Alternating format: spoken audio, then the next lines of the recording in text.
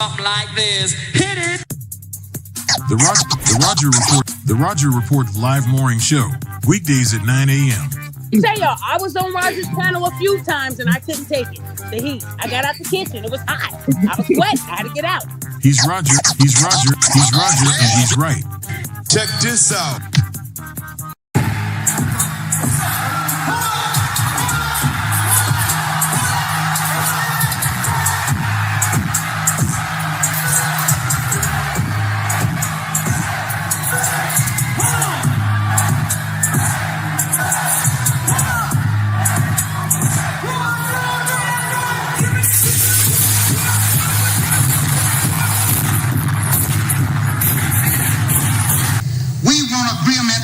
We can live or die. You choose. I have spoken to you a lot of times in hatred and anger, and you have not heard me. Well, you had better hear me today. If you won't listen to me when I make an appeal for the Negroes because you have no concern for the Negroes, listen to me when I make an appeal for America. You claim you love America. Well, we love America. But you are driving us back and you are making a Samson out of us, and we are going to pull down the pillar. And then you think we have no right to ask for something? Is it too much to ask you to grant us human dignity? Should we be put down and shot to death for this request? If so, you can aim your guns. What the hell do you think we care about dying if you're going to deny us the right to live? Good morning, folks, and welcome to another edition of the Roger Report Live, the best show on social media. If you are new to the channel, go ahead and take a moment out to hit that like button, because this is where you're going to find the best content on social media, and you don't have to worry about it because you're going to have me right here to make sure that happens. And if you've already been coming to the channel for a while, then go ahead and hit that like button, because you already know what time it is, and you know that this is where you're going to get the best content on social media. It's not a mystery to you at this point. You've seen other people do it. You've even seen people do it well. But what you have not seen is anyone do it quite the way I do it. So make sure you hit that like button. And everyone, yes, everyone, take a moment out to share the content, y'all. There are so many people who need to get great content like this. And it's just a small thing you can do to help the world be a better place. And isn't that what we want at the end of the day? Don't we want the world to be a better place? Of course we do. So share the content now. Share it through your social media, share it through word of mouth, or even text someone's phone. But do what you got to do to help spread the word. All right, folks, we are back with another interesting episode of the Roger Report Live, and this one could get extremely interesting today. We are going to have a small discussion on, is the Bible still good for Black America, y'all? Is the Bible still good for Black America? Yes, a heck of a topic, but we're going to get through it, y'all. We're going to get through it, and we're going to do it the way it needs to be done. So we're going to actually ask people to come up, and they're going to take a position. If they're going to argue, is it good for Black America? Or is it not good for Black America? But before we get into all this, let me take a quick moment out to say, shout out to the people who give me views on a regular basis, because I do appreciate every single one of you that do that, because y'all make up the fam. Shout out to everyone who leaves comments after the stream. That's a big part of the algorithm. Y'all help out a lot, so I appreciate that. Shout out to everybody who hypes me up every chance they get. Now, I know the hypes is you can only do so much in a period of time. So if you save yours for me, I definitely appreciate that. All right. And also shout out to the people who hit that like button, a tried true way to help support the channel and get things going in the right direction, because this is much appreciated, and that is real talk, okay? All right. Now, also, I want to, give a shout out to the people who go above and beyond the call of duty, because there's people who do what they don't have to do, and they step up and they become financial contributors to the channel, and they make a big difference. Just that simple. They make a big, big, big difference. And I appreciate every single one of y'all who do that. And y'all allow me to do things I wouldn't be able to do without you. So it's definitely appreciated. And I'm going to say shout out to the sponsor of today's stream. My main man, Landon, is in the building. He is a sponsor of today's stream. Shout out to you, Landon. Shout out to you. Appreciate you big time, my brother. Appreciate you big time. Okay. Thank you very much for what you do. All right. And I'm going to give some shouts to some of the first people to join us today. It's always great. When you start the show that you had a few people already really and ready to go. And y'all know how we do it around here. As they say, there can only be one. So the first one is what we like to call around here the Highlander of today's stream, which happens to be my main man. Trail Bentley has done it again. And y'all know he represents. He represents every single day. Shout out to him. Hashtag Long Live Habitual Line Steppers. Hashtag Negroes in the Wilderness. Hashtag Dignity Over Vagina. All right. Hashtag Al Gore's Babies. Hashtag Hey Hydra. Shout out to you, brother. Shout out to you. Glad to see you in the building. Glad to see you in the building. Always great to have you. Always great to have you. All right. Also, shout out to my main man, Guy Ogami, coming in right behind him. Great to see you. Great to see you. We got Inspired Truth Broadcast in the building as well. Great to have you, brother. Great to have you. We got Floyd Thompson in the building. Glad to see you. Yay. Yo from Florida is in the house. Great to have you. Hot Sauce is here. Shout out to you, brother. Shout out to you. Superstar Jay Quick is in the building. Great to have you. Great to have you. We got Jerome Payne in the house. Great to see him. Bronk, what's up? Bronk is at the cool table. We got Great Black Reset in the building as well. Afro Merchant, what's good? Glad to have you. And looks like we're setting up to make a fire show, y'all. We're going to make a fire show. Now, again, y'all, we're going to have some people join the panel.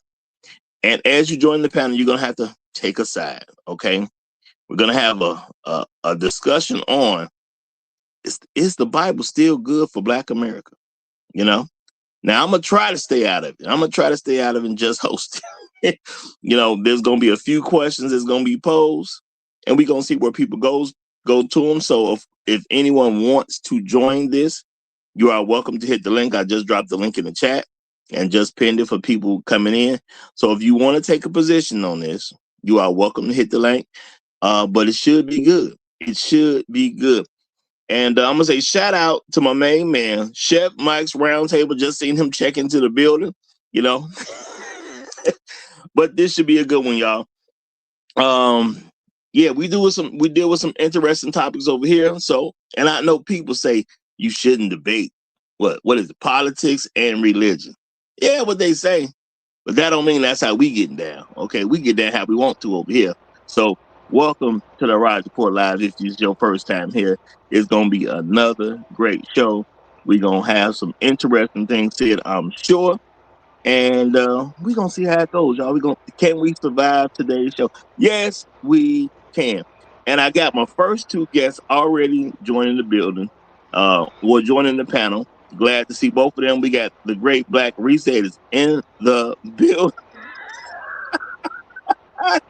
And I got to say, we got my main man, Reverend Shea Butter is in the house, y'all. Reverend Shea Butter is into the building. Good to see you both. Good to see you both. How y'all doing today? Doing well. God bless you, brother. All right, man. It's good to be up here with the good Reverend. It's good to be up here with the good Reverend. And kick this thing off right. Bro, you still ain't shit, dog. You still ain't shit. There straight from Jump Street. Brother. We talking about the Bible today. Yeah. Come on. Yeah. I ain't saying don't shoot. I'm just saying shoot in a better way. That's all. Shoot in a better way. So Stray's already going, but shout out to Bron for taking Strays. Okay. But yeah, we are going to talk about the Bible today. So we should, think about how we're going to present ourselves, because you never know who's going to see this and where they're going to see it and all that good stuff. Okay. Um, y'all done called them up, because now here come Brunk. Okay. Now, Hit dog a holler. Hit dog. I've been summoned. What's up, bro? What up, bro? What up? Yeah, I okay. got to get in on this one, man. All right, well, this should definitely be a good one. May I make a suggestion? Go right ahead, sir. So this is a suggestion towards the Chef Mike and the pit crew. Let's really, because it's the Bible, let's really maintain our language. Even for me, if I use poor language, just time me out for 30 minutes, because I got it. But everybody else just take their soup immediately. Okay. I mean, not a horrible suggestion. Because yes, we are going to talk about the Bible. Y'all never know where people are going to peer in from, and then there could be some good Christian people who may peer in today's episode. They wouldn't necessarily peer into another episode because they just don't know what the Rise Report Live is. So we got to, we got to be good for them. All right. So everybody, we're gonna ask that you be on your best behavior today. Yeah. One warning, and then including me, I'll just get timed out for 30 minutes, but everybody else gotta go. All right. Shout out to Chef Mike. He said, taken under advisor. Appreciate you, brother. Appreciate you. All right, y'all. But niggas are still kind of allowed. He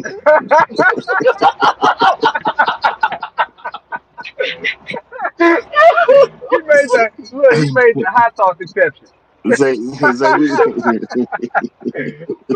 Can't get rid of everything, huh? All right. And shout out to Creator. We got Creator joining the panel as well.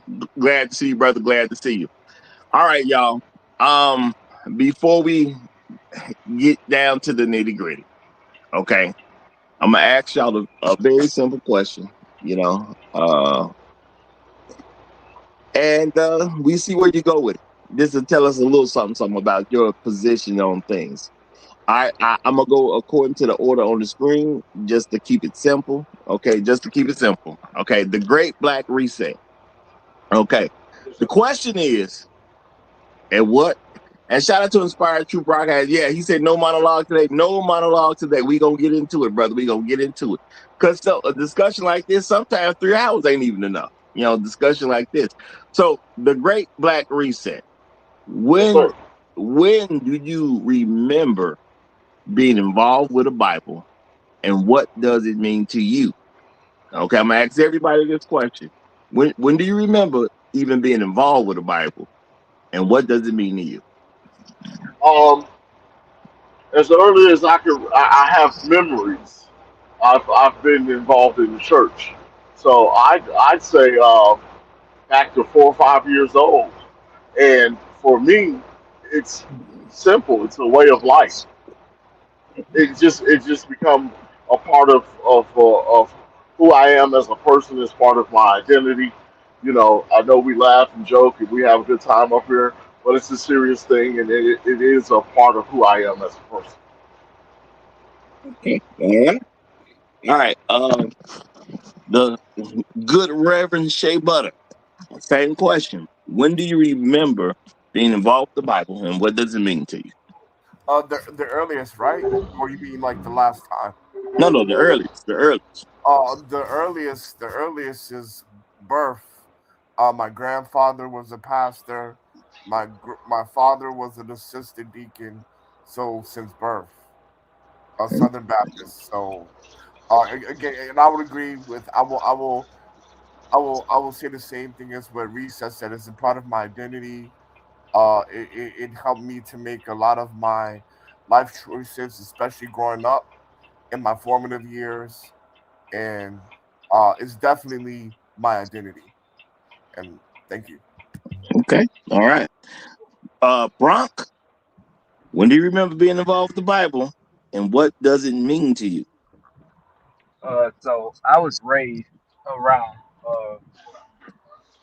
around the Bible as well. So since I was born, really, my mom has always been in church. Dad has always been in church. He's no longer in church now, but I've always been around the Bible. I've been taught from essentially a baby up, raised Southern Baptist. So it shaped a lot of how I view the world, really. It shaped my moral compass more than anything.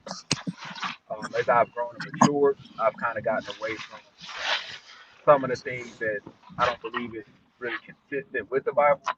But for me, it's pretty much deeply ingrained into my personhood, if you Okay. Appreciate you, brother. Appreciate you. We got Creator in the building. Great to see you as well, my brother. Great to see you as well. Creator, Yes, when sir. do you remember being involved with the Bible? And what does it mean to you? So I think all of us, we can probably say 100% at this point. So yeah, I've been in remembering the Bible as long as I could remember anything. And what it mean to me, yes, a huge part of who I am, and it was a huge catalyst for me for this journey in life, in a good way and a not so good way. Okay. And we got the last, but definitely not the least. Shark Sims has entered the building. Shark Sims, what do you, when do you remember being involved with the Bible? And what does it mean to you, sir? I don't remember being involved with the Bible. I was born into it. You know what I mean? It was everything you knew as an African American in America. It was 98% chance you was a Baptist, going to church from a baby, getting dunked in the water, eating food in the basement. You know what I mean? After church and all that stuff. So yeah, I want to give a shout out to Calvary Baptist Church, and that's all we really knew. Okay. I was born into this thing. All right. Roger, may I say something? I Sure. lied a little bit. I lied a little bit. I misunderstood the question. I didn't get. You said when did I first was introduced to the Bible? Not introduced. Well, I mean, you could take it as an introduction. I said, when do you remember being involved? Okay, Because people take that in different ways. So because like I was born, I went to church by birth, but like actually reading the Bible, I would say around 11.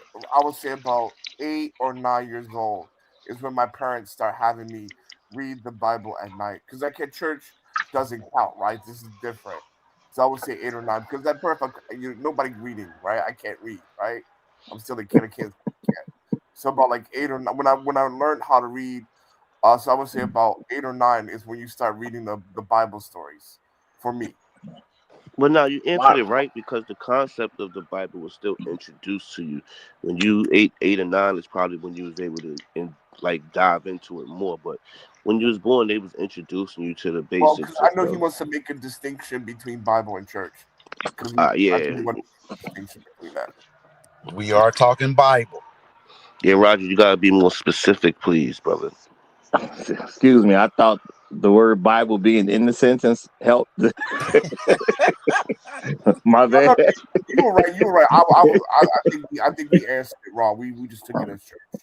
So My answer is still the same. I started reading. I remember reading when I was 3 years old. My grandmother taught me to read, and I started reading the Bible at 3. Oh, you So a my answer is special still the type of same. fat head. You see, and I'm giving room because I say involved with the Bible because you didn't necessarily have to read it. Maybe somebody remembered somebody reading it to them, or making it an issue. Or every Sunday you had to sit down and they read some of the Bible. However it came across to you, Well, people. then that's birth. Then that's birth. If you want to Yeah, say like somebody reading it, then that's birth. That's that yeah, birth. because people get involved in the Bible in different ways. Some people, they don't never look at that thing till they 25. Other people, you ain't have a choice. I know when I personally grew up, it was you were gonna be involved. Period. You didn't have no option. That type of household I was raised in. You were going to be involved. Period. Okay. It was just like eating breakfast. You If you uttered the word, the name Jesus or God, you were involved with that Bible. Correct. Yeah. Okay, y'all. So since we are looking at is this good for Black America? The next question is going to involve church and state. What do you believe is the proper relationship between the two? Great Black Reset. We're gonna start at your end. What is the proper relationship between church and state? I honestly believe the proper relationship between the church and state would be the state would follow the church. I think if the state followed the edicts of the church in its actual sense as it was written, not as it is done today, then the people would live better lives. I think we would be uh, more blessed than we already are. Okay. Uh, Reverend Shea Butter, church and state, man. What do you believe is the proper relationship between the two? Okay, I have two answers. If we're talking about the American church, the white Christian version, I think that needs to be separate because a lot of your racist slavery type ideas came from that group of people, came from that lot. But if we're talking Hebrew Israelite version, then I would say you cannot separate it because Hebrew Israelite is the state, is the church.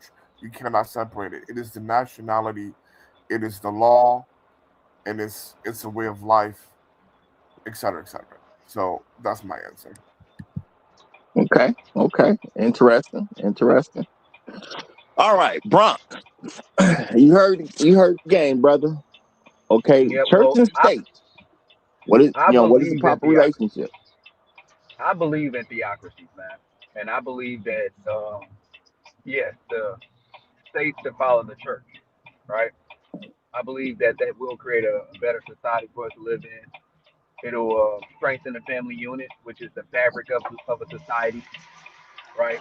Um, I think we'll just have a lot more stability under a essentially church-ran state versus what we have now. I do believe in people's freedoms, but I believe that those freedoms should be exercised within certain parameters, right? And we should structure the laws of our society based off of our morality. And yeah, I'll just say that for now. All right. Creator, what do you believe is the proper relationship between church and state?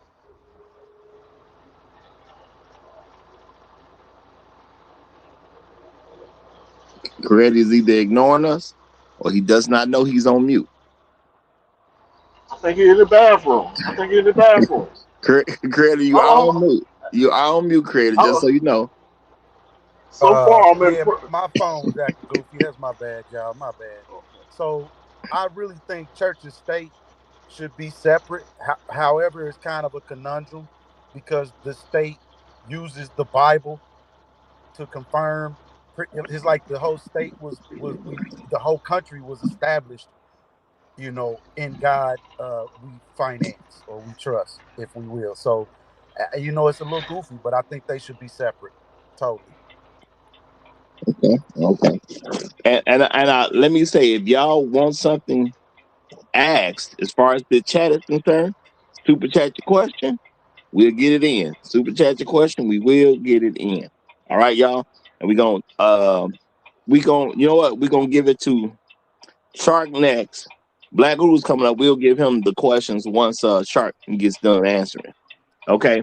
Shark, church and state, my brother. What do you believe is the proper relationship between the two? It's not what I believe, it's what I know. You wouldn't have the law without the Bible. So they can't be separate. Thou shalt not kill. You go to jail for killing in America, right? So there has to be together. Without the Bible, you have no law. You have no moral code. Mm-hmm. I How does everybody? vehemently disagree, but go ahead. Now, Does he asked me the question? Now, does everybody follow the moral code? No, but that is the basis of the moral code that we have amongst Americans. No adultery, et cetera, Ten Commandment type of thing. And if you realize, the further we have gotten from the moral codes, the wilder America has gotten, just as a place in general. We're going to take that whole racism thing aside, because as long as there's two different things, there's going to be disagreements between two different things. But now we don't know what a woman is. We don't know what a man is. We children are on limits. Um, Lying on people is just the the greatest thing you could do now. Everything is just wild, crazier, more realistically than when it was when we was growing up as men. And all of us are at least over 35 here. And this world is way crazier morally than it was when we was growing up. The most you had to deal with was racism. Now, people turning their kids into different sexes at 3 years old. No respect for the elders. It's crazy right now. And that's because we got away from that moral code that was the Bible. Now that's interesting. Very interesting. Didn't think that was coming from you. All right. All right. We have Black Uru Strikes has come up, and we got A.L. Evans in the building as well. So I'm gonna ask the previous question to them. I'm gonna alternate between them two so we can get their answers there. Well, we only got two questions asked so far. Black Uru Strikes, glad to see you, brother. The first question on the table today is: when do you remember being involved with the Bible, and what does it mean to you? Oh, when did I first get involved with the Bible? You know, it's interesting. Involved with the Bible. Well, you know, I will say this. Like I said, I was born in the Mississippi Delta, grew up around a lot of religious people, Southern, Black Mississippi Baptist people. So, I mean, I guess my first experience with the Bible was more kind of environmental, because, I could go into a house, into the homes of relatives. I mean, and you'd walk into a house, and the very first thing you would see would be a oversized Bible, a gigantic Bible, usually. For a time, it probably, in my earliest years, probably was even too heavy for me to pick up, kind of Bible. So for me, the Bible, at the earliest part of my life was a very prominent physical thing in the environment that I was in. So I guess that would kind of be from a earliest child, toddler. That's what I remember seeing of the Bible and experiencing of the Bible. It was a very powerful looking book. That's what I recall. Okay. All right. And what does it mean to you? What does it mean to you? What does the Bible mean to me? Yeah. What does the Bible mean? Yeah. Yeah. Whatever it means to you. Could be something, could be nothing. But what does it mean to you? Means a lot of complex things to me and has meant different things to me over the course of my life. Today, it's more of a mystery to me in terms of its purpose for mankind than I believed it to be when I was younger. In the past, I thought it was this great sort of guidance for, humanity and mankind. Today, I kind of view it ironically similar to the character. I don't recall his name, but very interesting character portrayed in the book of Eli, the villain in the book of Eli, and how he viewed the Bible to be this great weapon of power and control. And the whole arc of that story was, I got to get this Bible. If I get this Bible, I could sort of recapture the world. Sadly, that's how I view the Bible today. A weapon of mass power and control. Sadly. Okay. A.L. Evans, great to see you, brother. Great to see you. We're gonna ask you the same question. Uh, and Carnegie, I guess that was the guy who played by Gary Oldman. Just so y'all know, he's talking about Carnegie in the Book of Eli. That was played by Gary Oldman.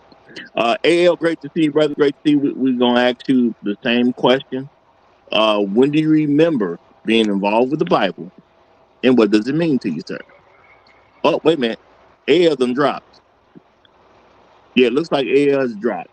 So we won't get to ask him. Well, we'll have to ask him later, okay? Whichever comes first. All right. The next question, Black Rule, was church and state. What do you believe is the proper relationship between the two? Church and state. Um, I mean, as trouble as it is, you know, America probably has the best take on church and state, and that is at least some argument for separation. I don't think there's ever been really a clear cut separation of church and state. But I think in America, but I think at least the argument for it or the belief that it should to some degree exist has mostly been a good thing. I think theocratic governments are, I think more times than not, over time they're going to prove more harm than good. So I'm more on the separation of church and state side. Yes. Okay, appreciate the brother. Appreciate it. And we got a question here from Inspired to Broadcast. This one is going out to Shark Sims.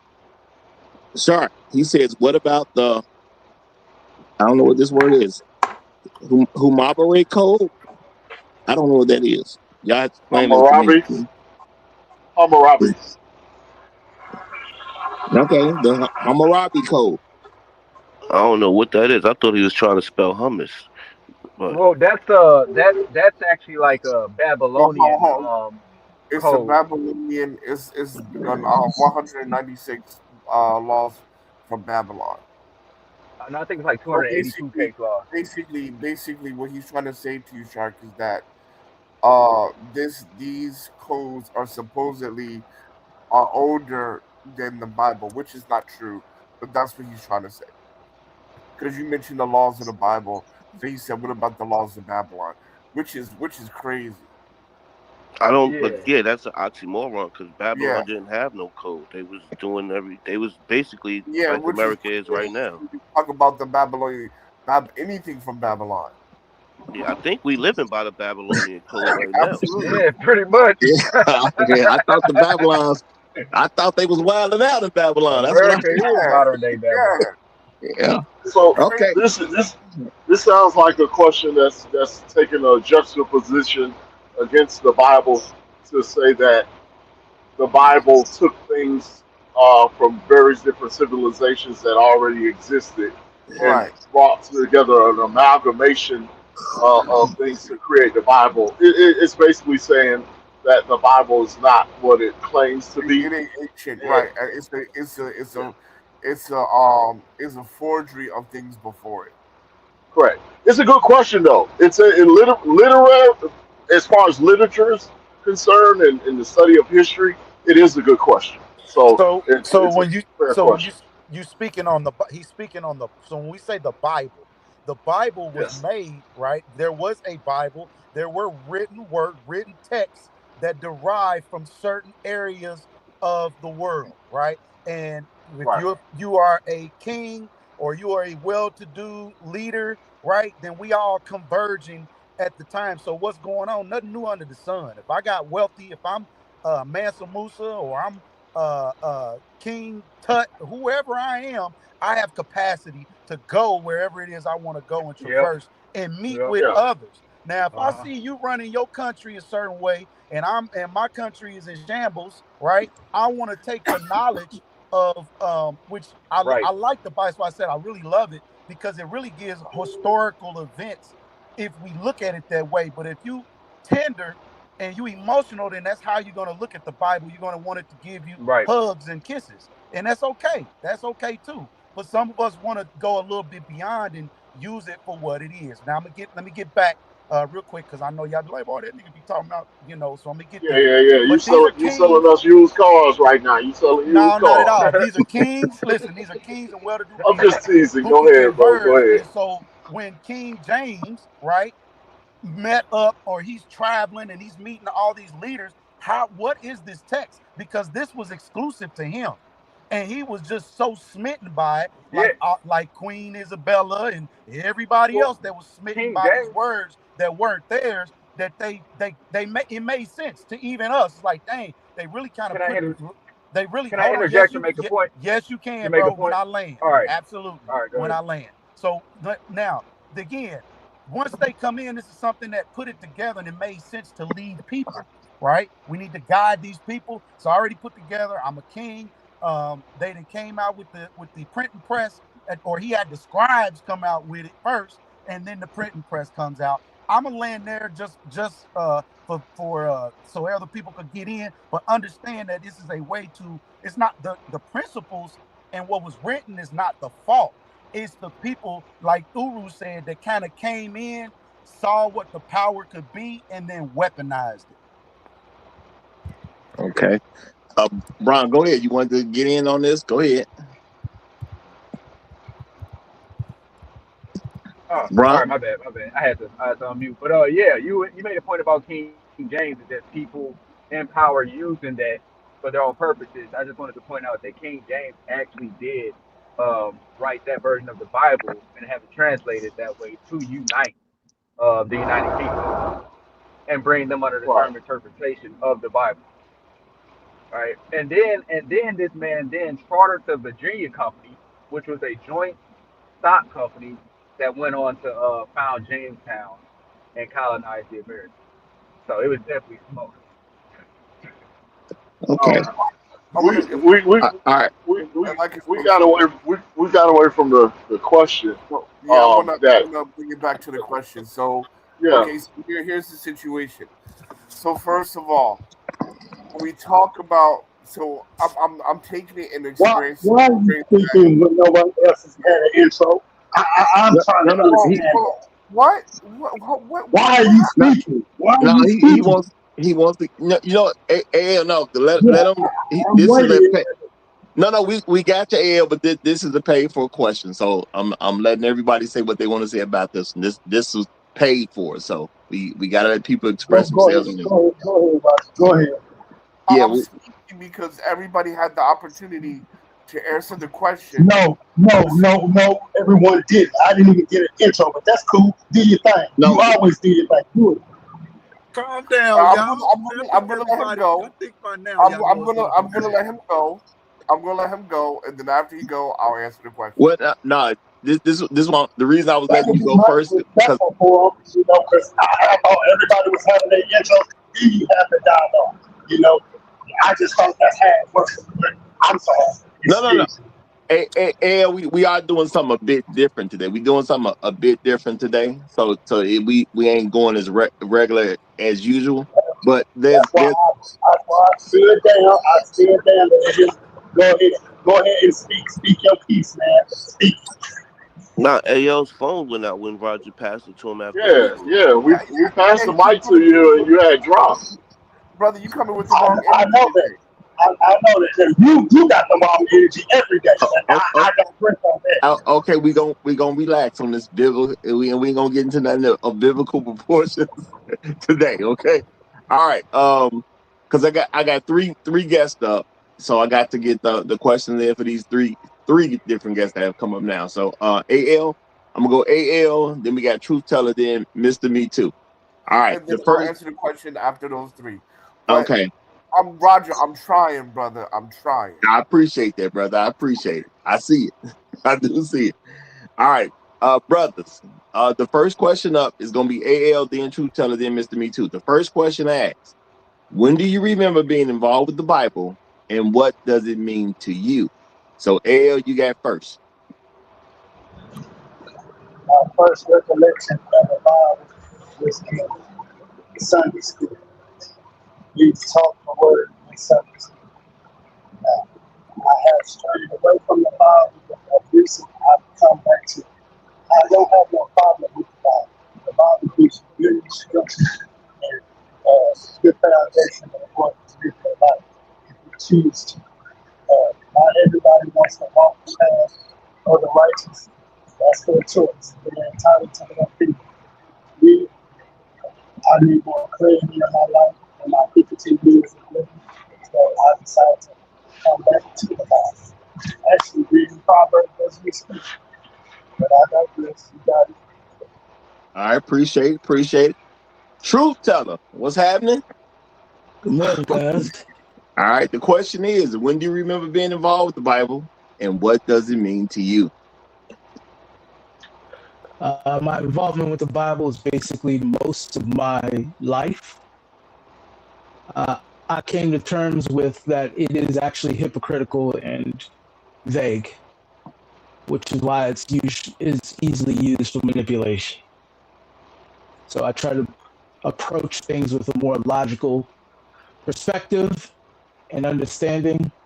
And I do use some of the teachings that are in there because some of them do help. So it's not that it's completely outlandish or incorrect. It's just, it's very vague in most instances.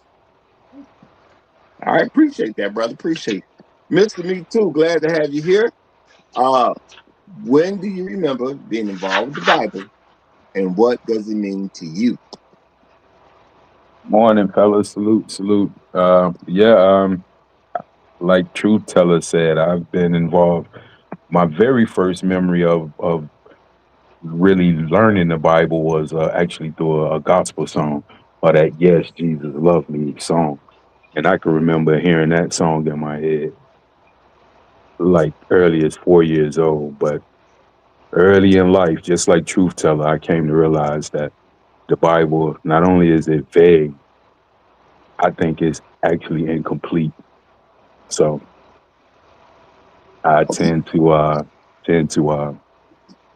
approach it in from that point. But yeah, that's about it. Okay. Appreciate you. All right. Now, the four of you have not answered this question. And I say four because this includes the black rule. I don't think I asked you, black rule. No, did I ask you? Church and state, and what do you believe is the proper relationship between the two? You did. Yeah. Okay. I already answered that question. Yeah. I already answered that question. All right. So AL, church and state. Okay. What do you believe is the proper relationship between the two? And he just dropped. He must be having a connection issue. Okay. Well, Truth Teller, we're going to move it right to you. Church and state, what do you believe is the proper relationship between the two?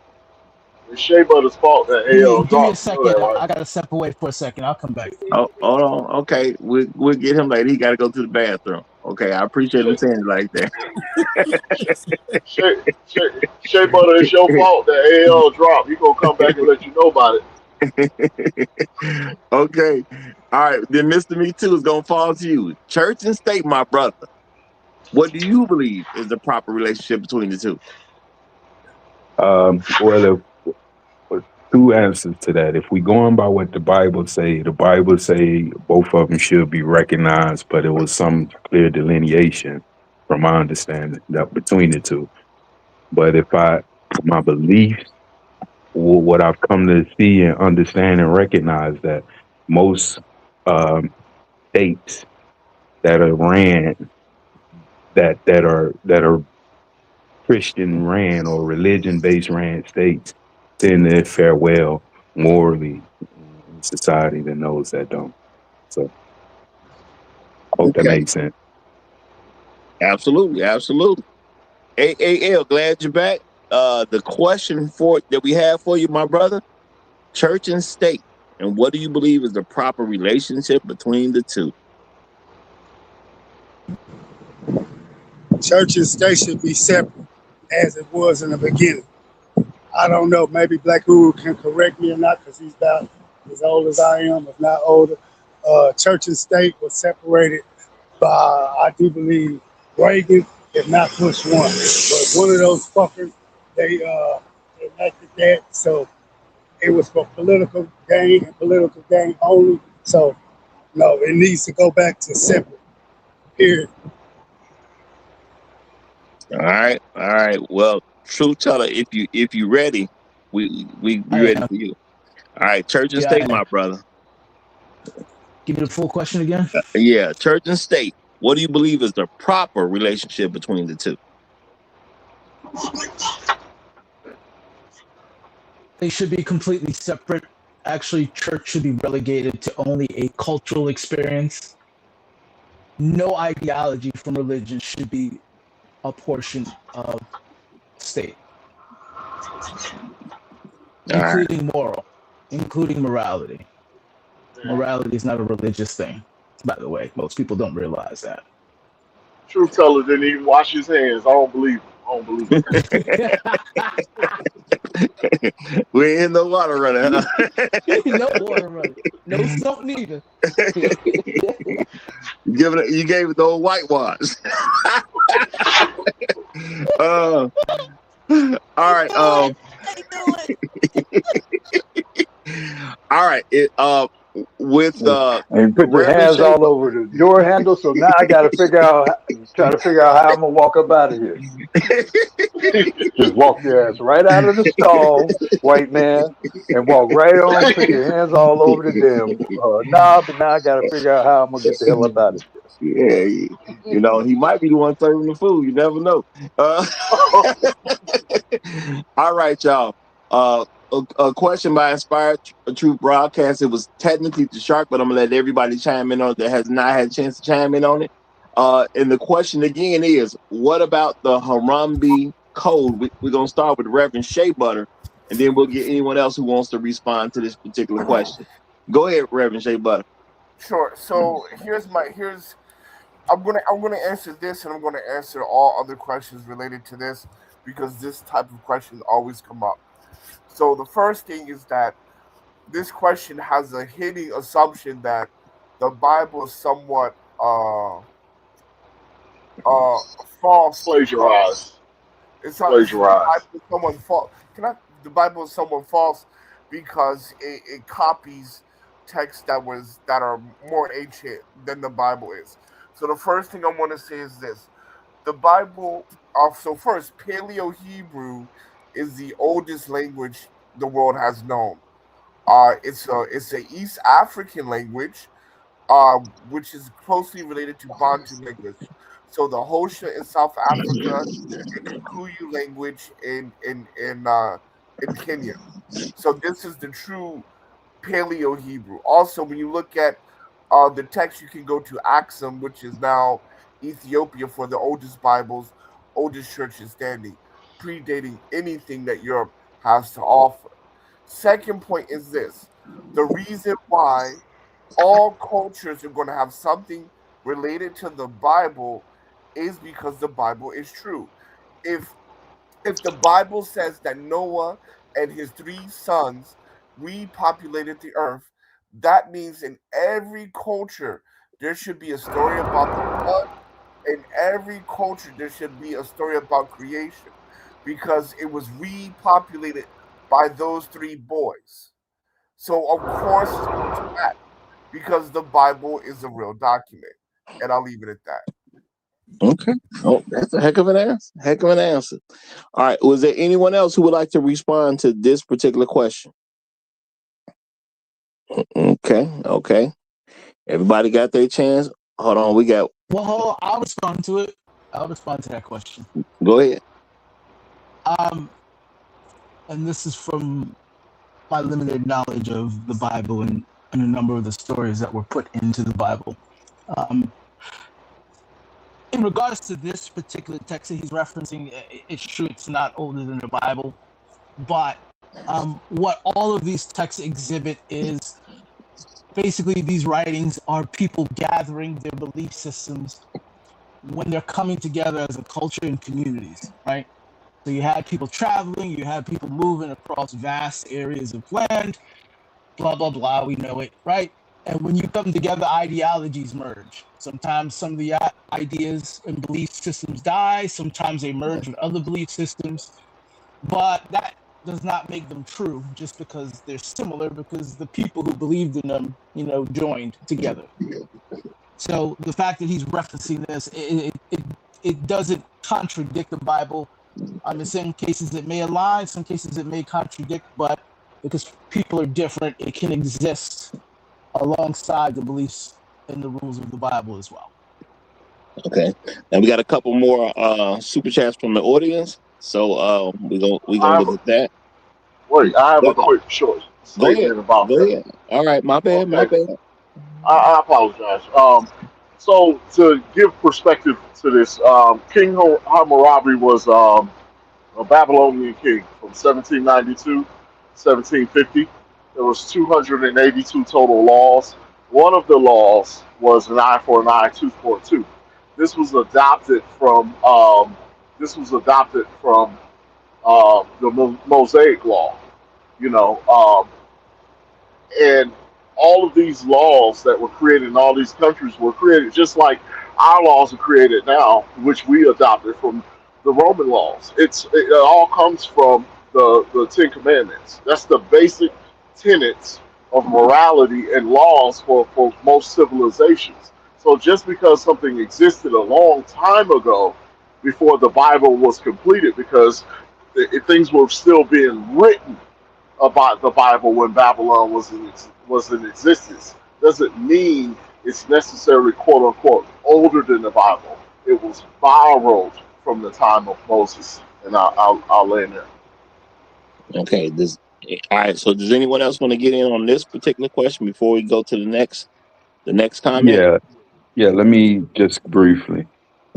This is one of my biggest hang-ups that I have with the Bible and how the Bible program us to approach critical thinking. You saying that it's clear that these codes was written before the Bible itself was written, but somehow the Bible itself become the end all be all when it comes to this stuff. That doesn't compute with me. So there is a way that things run in the world, and it's like what we're doing right now, right? We're converging, we're conversating, and it's amongst us. There's no written document aside for the internet, the videos, right? That will document what it is we talking about.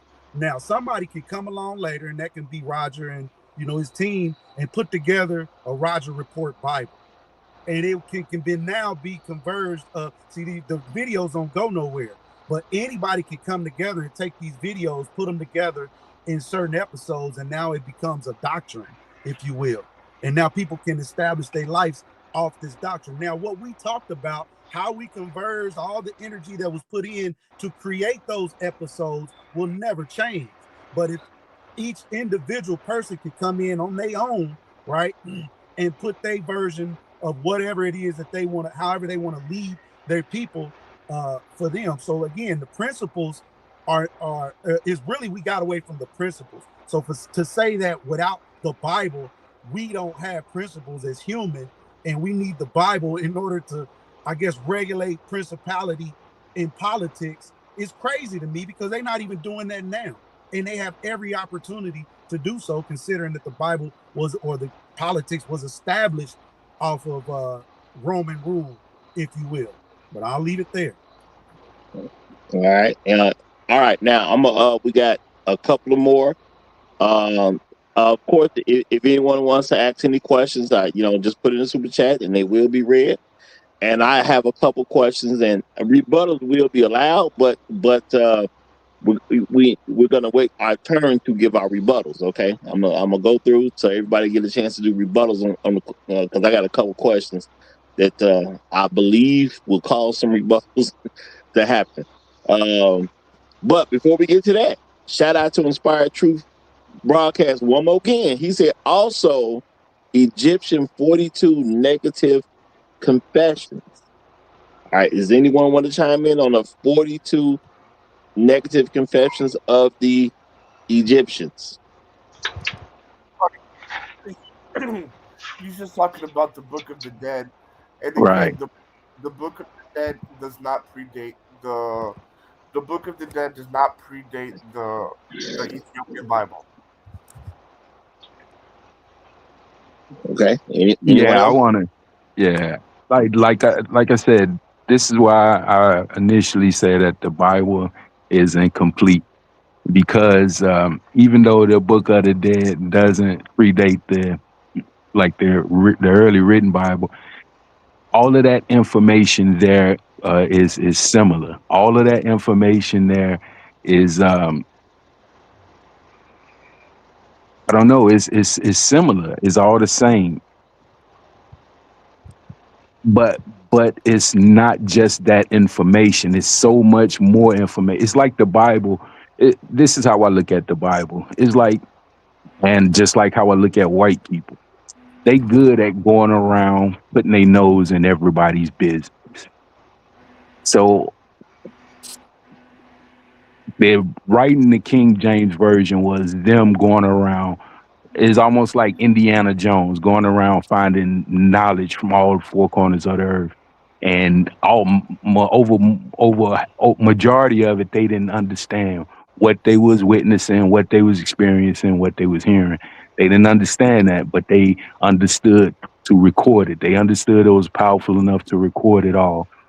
And here come these people trying to put all of this information about the creation of the world, the genealogy of mankind, like principles to live by, how to prepare yourself for your salvation. All of this information supposed to be able to be contained in these how many 60 plus books are in the Bible. That's a perversion to me. That's I don't know if y'all know the Roger Report Live. He do movie reviews on his channel, and he just did a movie review of Michael Jackson, the movie about Michael Jackson, and he had an interesting take on that movie. He said Michael Jackson's life was so grand and so big that even though they did a good job of trying to encapsulate it in its 3-hour movie, it still didn't do justice to that movie. That's how I view the information that the Bible said it presents. That information in the Bible said it presents is so grand and so massive that it's almost insulting just to say that this book here contains enough knowledge for it to be the end all be all. That give too much credit to any man. Respectfully to what's already to the many who experienced those and were cognizant enough to put that in a word, in a text. And we could, I'm for those of us that are scholars, religions is something, but you have to go back. And when you go back, I think that's the thing to me about religion and the Bible is we were led by a lot of people who just didn't have capacity. Your pastor was cool and he was good, but his interpretation of the word wouldn't be my interpretation of the word, but I'm not trying to run a church either. So that's where I give him his credit. They can run churches, run great businesses, but the ability to interpret the information that's truly in that word and to go deeper than what that word is, you have to either be deliberately ignorant or deliberately wanting to get over on people. Well, I think due to lack of knowledge. I look at it as an appetizer to life. You get introduced to the appetizers in the beginning. Now, it's not anyone's fault that you don't want to learn how to read the Bible. It's no one's fault. The Bible doesn't say you have to stay in America. So it's no one's fault you don't get on a plane and go to Machu Picchu and go to Egypt. It's only your fault. But the Bible is just an appetizer. It is a world, vast, vast, vast world of infinite knowledge and magic and all kinds of stuff that'll blow your mind. But this will just get you started. Right. Why you said Machu Picchu? I want to hear that, Shaka. Oh, because that's my next spot I want to go visit. Okay, cool. That's fly. And they got like the whole pyramid system. I think it's one of them, Machu Picchu or yeah, it's Machu Picchu. got a whole goddamn solar system made of pyramids over there, and it's like, well, what the hell is going Mm. on over here? Let me go check it out. All right, all right. You know what? Shout out to you, Shark. You know, I might roll with you, brother. Might roll with you. You know.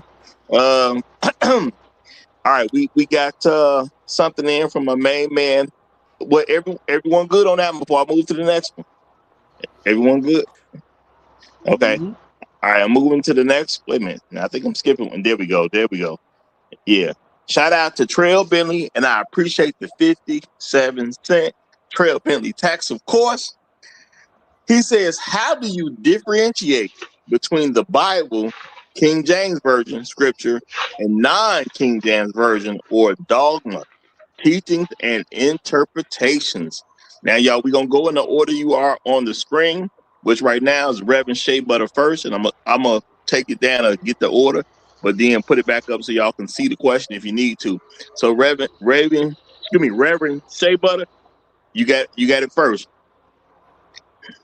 How do you differentiate between that King James version versus the non-King James version or the dogma and teachings and interpretation? So okay, so I'll go with the dogma first.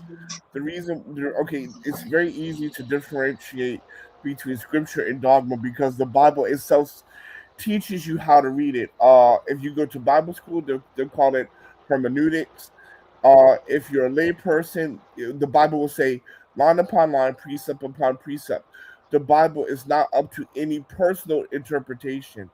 I forgot I forgot the chapter and verse, but the Bible itself said it's not up to any personal interpretation.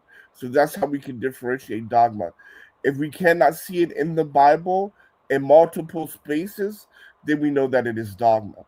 Now, when it comes to non-KJV, non-KJV is pretty much the signs of the times, right? The Bible says, "I do not change," but a lot of translations will change with the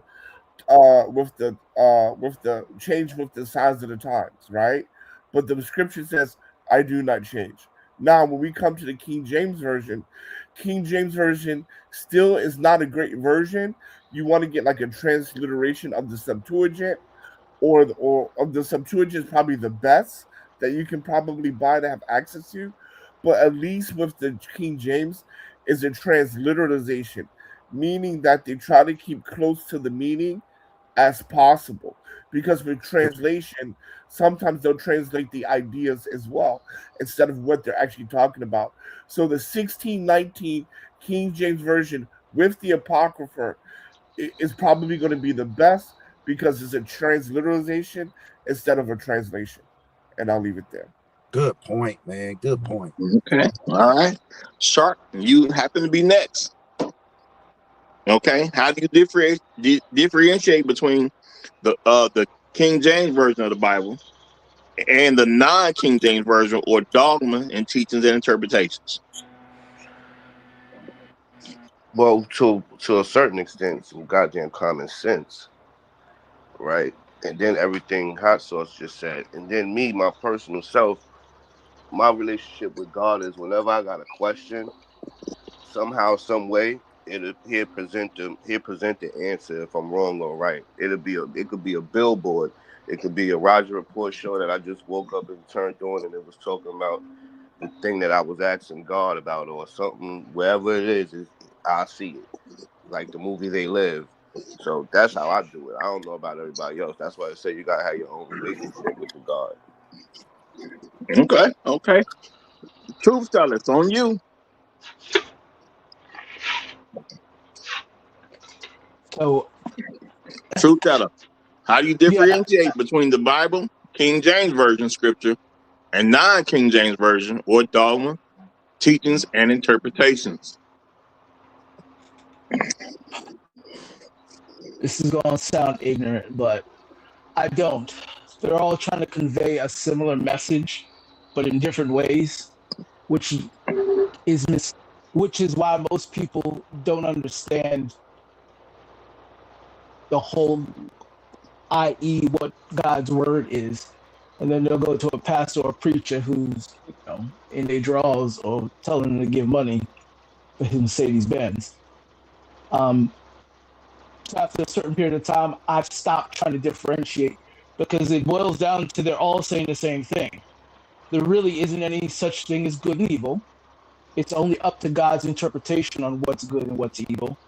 And you need to follow his instructions no matter if it goes against your moral boundaries or not. In that case, that's the problem. Okay. Mr. Me Too, it's up to you. How do you differentiate between the Bible, King James Version, or non-King James Version, dogma, which means teachings or interpretations? I kind of lean more towards what Truth said, but the only difference is when I test anything, I test it up against time and nature. Like I'll observe it, witness it, hear it, however I experience it, and then I'll test it against. I'll test it against time and nature, whatever it is. What's the nature of that thing? How do that thing naturally behave? And most dogma or most, like, I'll put it like this: we all, as kids, we all done either played or heard of the game telephone. There's no way in the world that we can relay some powerful information like that without it being skewed some kind of way. So my only base source is always going to be nature. I always have to compare it to nature. How do it naturally? I guess a better way to put this is like your father used to tell you, it's got to make sense in the beginning, middle, and end. And a lot of the stuff in the Bible, it breaks down when it puts to that test. Okay. Creators, on you. How do you differentiate between the Bible, the King James Version, and non-King James Version dogma? So if you looking to follow, the Bible will give you what you're looking for. If you're seeking principle, the Bible will give you what you're looking for. And that will go same true for those books that were put up that the Bible that the Bible was represented from or pulled from. So I always stick to the principles. So the Bible was here way before me, no matter how I feel about it, and it's going to be here long after me, no matter how I feel about it. So for those seeking whatever it is you're seeking, as far as that word is concerned, stay focused on the word. And I really keep it simple. Stick to the script. Okay. The Great Black Reset is on you, my brother. All right. I got three things to say here. King James was a man of Scottish and English descent. He was a man of color. So when people say, how white people translated the Bible, it was a man of color that translated the Bible into what we know as the King James Bible, or he was the one that ordered it to be done and oversaw it. Two, the tools that I use, because I don't speak Aramaic and I don't speak Hebrew, I use the King James Bible as my source.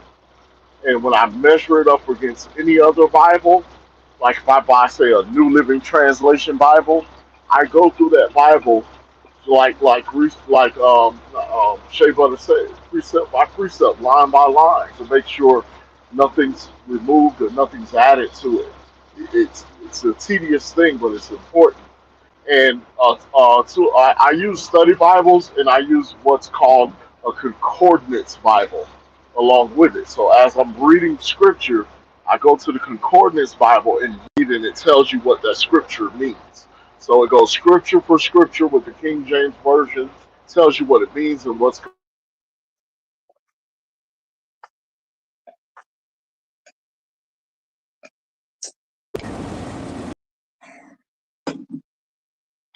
Was that him or me? I think we lost him. Just when he was getting to the good part, I guess. All right. We're going to move right along to Bronx. If he got some more to say, he'll say it when he get back. Bronx. All right. Yeah, I'm gonna keep it simple, and I'm gonna say the way that I personally distinguish between the KGB, or the KJV, the I guess non-KJV, and then the dogma is simply put, those who are the fathers cannot be snatched away from him. So Jesus told us in John, I think chapter 10, that my sheep listen to my voice, and they follow my commands. I know them and they follow me. So for me, it's always been a pretty easy distinction in my adulthood as I develop my own relationship with God. As I'm reading the Bible personally, it's pretty easy to decipher between the dogma, what's being intended for an agenda, when someone is preaching the Bible out of context. I'm pretty. It's for me. I have a gift of discernment, so it's pretty easy to identify when it's being used in those ways for me. All right. That gives us Black Uru. How do you differentiate between the King James Version versus the non-King James Version, Black Uru? Well, and this is just my sort of, I guess, agnostic approach to just the subject itself. Frankly, I mean, I just look at all three as means of power and control, and it's just who is the entity that's attempting to wield that power and control. I mean, to think that you would get a fair and objective view of whatever you think God intends to come from a European king, to be under the authorship or at least under the sponsorship of a European king. I don't know why you would expect that to exist. I don't know why you would think the monarch of England would produce something that was not definitely a part of whatever the agenda is of that monarch. Likewise, I don't know why you would expect, even with respect to these what KGB or whatever versions, I think that they are subject to whoever sponsored them and whatever agenda they're attempting to further. And then obviously dogma, I mean, even the nature of dogma, or by definition, dogma is essentially religious propaganda. So I think they all have essentially the same mission. They just may have different masters. But that is ultimately to gain power and influence over masses of people. So their purpose is the same. Their masters may differ. All right, interesting. All right. The Great Black Reset was knocked off, but he is back. So I want him to go ahead and finish his statement. Go ahead, my Yeah, brother. sorry about that. The call knocked me off. Like I said, I use the Concordance Bible to help me sort through all of that information.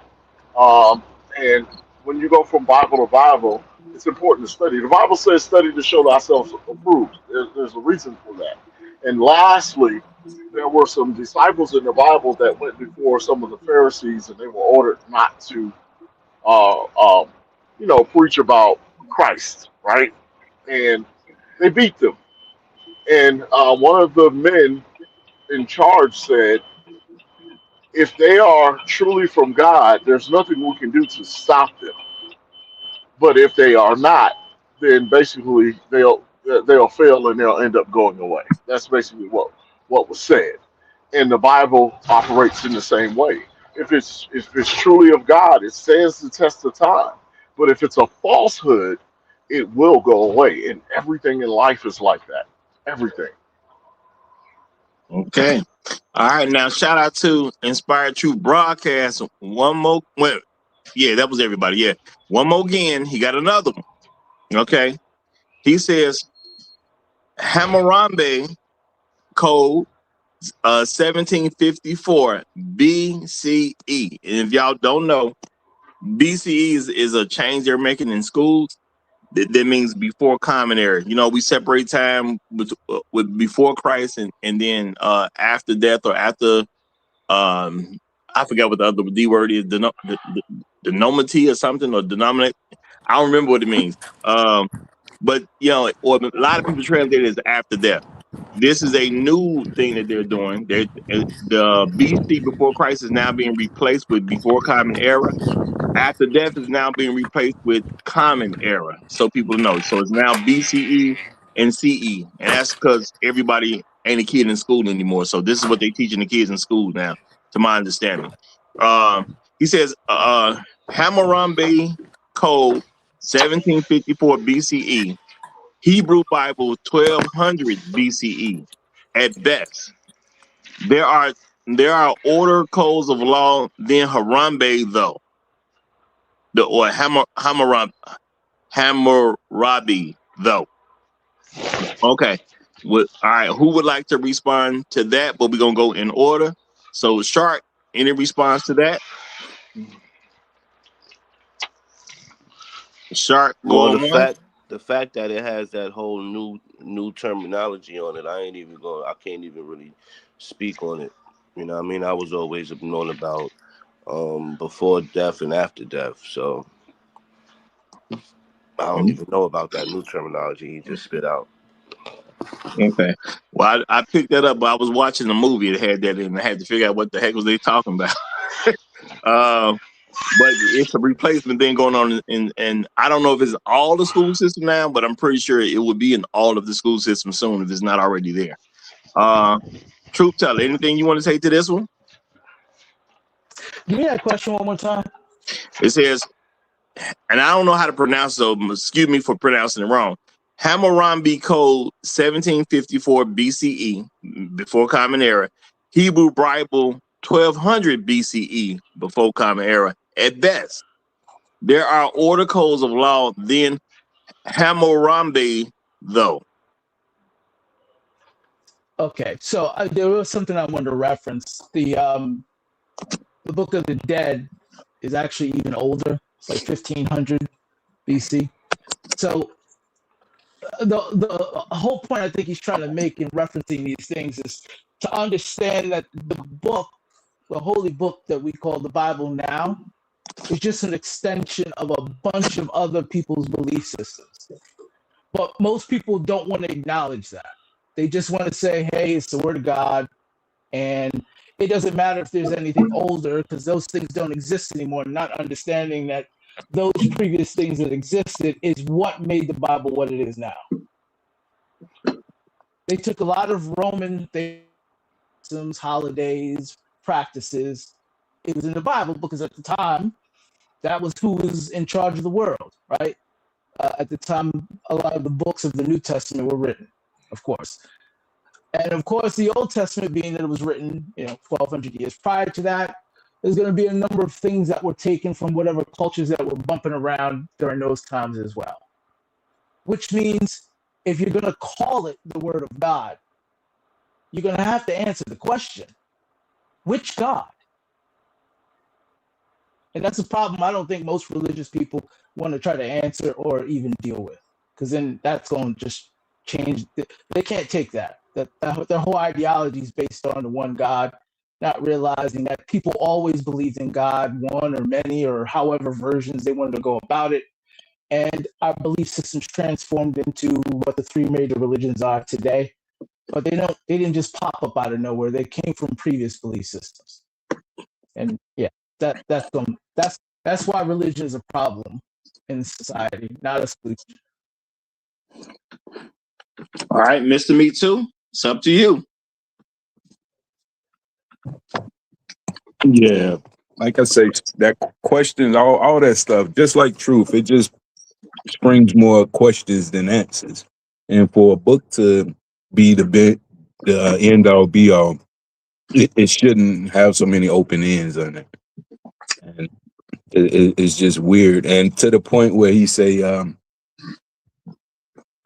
he questioned which God authored the Bible, most people don't even recognize or even accept the fact that the Bible itself speaks of multiple gods in it and how they challenged each other, had duels with each other. So it's a lot of things people don't want to actually have a real genuine conversation about. They always end it as, and you don't know the word or you don't have faith. There's always some weird platitude that ends any serious conversation when most people who hold on to that doctrine is faced with a tough question that they can't answer. And I ain't right there. Okay, that'll get us over to Bronx.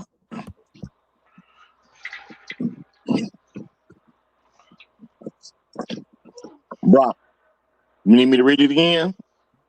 Yeah. All right. Yeah. Yeah. My bad. I had my mic on mute. Yeah. Read the question again.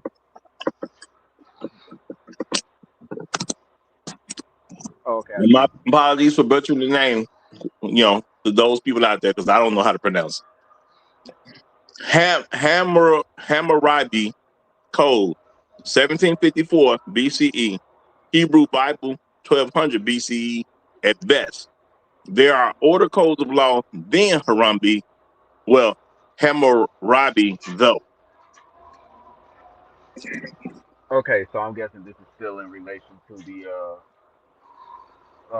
proposition that Sharp posed, where he stated that without the Bible there would be no moral law to begin with. Okay. All right. I'm just trying to follow this logic because when people use, for me personally, when people use um the argument that these codes are whatnot outdated known scriptures by thousands or hundreds of years, right? I just re-point back to the fact that really time in and of itself and how we even date our calendar is all based off of the life and death of Jesus Christ. So that is the center point. All of our entire dating system is all focused on the life and death of Jesus Christ. Before he was born and after he was born. So that's my argument against that. Okay. After you, we have the Great Black Reset. You got it, my brother. I believe we answered this question, and some maybe the answer is not accepted.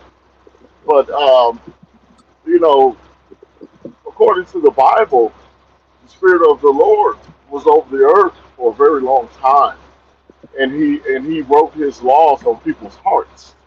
So it's not a coincidence to me that somebody would have written some laws that would coincide with the Bible, even if it was earlier than the completion of the Bible.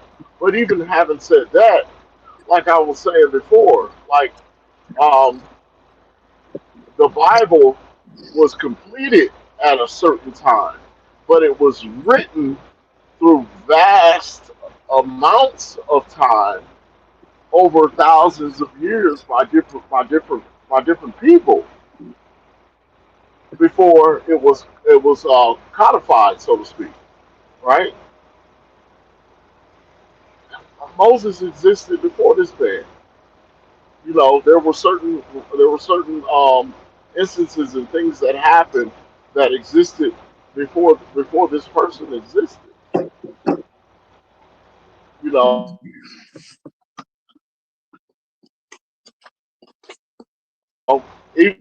even somebody wrote history, if somebody created laws, if somebody created a civilization before the Bible existed, it does not make the Bible untrue. It just doesn't. When God says a thing, it's true whenever He says it. If He says it before something occurred or after something occurred, it's true. That's that's just it. I don't even understand how this is confusing. I think people want to find fault in the Bible, and they will look for things to to be faulty. That's it. I land there. All right, then that gives it to Creator. Creator, it's on you, my brother.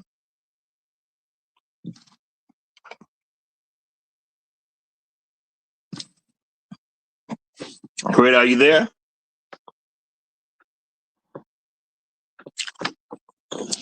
Okay, I'm assuming that Creator is away. Okay, then let's go to Black Uru. Black Uru, it would be on you next, then, brother. Well, this, I regret this. This conversation just basically confirms everything that I have come to understand on this subject. Christianity, specifically, religion in general, but especially what is commonly referred to as Christianity. It has become a sort of a bag of magical tricks of sorts, where you get to stick your hand into the bag and pull out whatever you want to your convenience, whatever plot device or effect you're attempting to achieve. And you get to conveniently, and then when something does not align, when some particular version of things does not align with what you think or is what of convenience to you, you get to stick your hand in the magical trick bag again and say, yeah, well, but this contradicts whatever what happened in Mesopotamia or what happened in Assyria. Well, no, that's not consistent with what happened in Egypt or Iran. It's a lot of very convenient fairy tale magical thinking and speaking to me. With all due respect, because I understand why people want to believe these things and want to embrace these things. I do. But the longer you live and the more you listen to, it just comes off as being very kind of chaotic to me. Okay. All right. All right, Creator, you can get in there if you need to, if you want to. So just, I think for the sake of argument, I don't want to stir nothing up. I think we answered that question. I think enough of us answered that question. All right. Then we're gonna move on to the next one, which is Inspired Truth Broadcast again. He says the Torah was written 1200 to 500 BCE, sirs. Okay, so all that's before Christ. If you don't know what the BCE is, that means before Common Era, which was the same time frame as we say as before Christ, because I know that's going to be newer to some people. Okay, so not really a question to answer, he's just acknowledging that when he knows that it was written. All right, Mr. Me Too, is that a second avatar for you? Answer in the back chat, or is this a new person coming up? Because we may have a new guest, y'all. All right. And people are welcome to join, y'all. People are welcome to join. All right. Y'all, I lost my place for a second. Give me 1 second. My apologies. After Inspired Truth said that, we have it was something else. Hold on. If you're not going to a new round yet, can I answer? Because I've Go ahead. So which one are you talking about? The 17 versus the 1200? Yeah, 1754. Yeah. Mm-hmm. I mean, his question is kind of weird because 1200 is earlier than the 1700. So I don't know. No, he's talking about BCE, where it goes in reverse. Yeah, he's talking about So he's saying 500 years prior. Okay. Prior to he's saying it existed 500 years prior to Moses. Okay, so anyway, You have the Ethiopian, which is at 390. A second point is that the Torah was written earlier. It was written during the age of Melchizedek. As a matter of fact, if you read the Bible, it said the Torah existed at the beginning of creation. So you cannot look at the Torah because number one, the Torah is written by converts from the time of Khazaria. If you cannot find documentation from East Africa or at least Ethiopia, we're not talking anything because the Council of Nicaea, Rome, all of that is European conversion. Even when you're talking about Khazaria. So again, because everybody know that Khazaria is the first conversion of Jewry. So if we're talking about the Greeks, if we're talking about Latin, right? Even with the cross, when you set your church, in this time we shall conquer, which was a vision given by Nero. We're not talking true biblical scholarship here. If you're not talking Septuagint, if you're not talking Sefer, if you're not talking Ethiopian scriptures, and I'll leave it there. All right. Boy, he Shout out breaks to out some jewels. yeah. Shout out to Elder Blood. He says, FYI, the oldest code is the DNA code. This code that excuse me, this is the code that Eve broke. The code is also the basis of Genesis and the root of all major religions. Okay, well, it's a statement, but does anyone want to comment on that particular statement?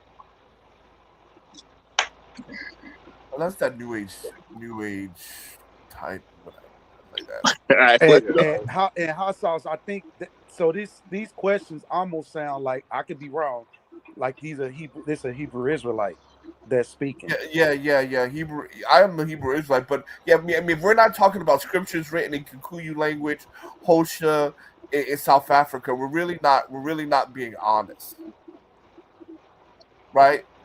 So, at the end of the day, we're taking a European version, which we all know is conversionism, and then comparing it to Egypt, which is the older civilization.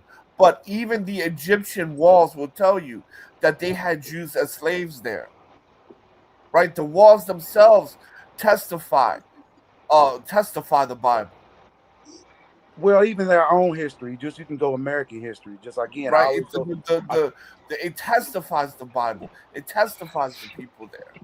So, but that's what I'm saying. So so when you talk conversion, you talking about the conquista, the great conquista. So the Spanish, we're gonna move up. We're gonna move up a little because you're right. There's a whole lot of switching that was going on, but that's why I was saying that text belonged to a people and a way of doing things belong to a people. So when these others who have capacity come see how these people are living and how they have their life structured and how they're involved with geometry, right? How they're sharing geometry, math, right? Now I want to take this back to where I am. Then we get into, they would talk, and we got to also add where we talk about Babylon and where these places are. We almost have to add that a lot of these places were not African. We're not in Africa. So let's kind of put that out there as well. Babylon wasn't in Africa. I disagree with you. Babylon was absolutely in Africa. It was not in Africa. It was more Middle East, Iraq, Iran, Persia. That's Western Africa on the tectonic plate. But okay.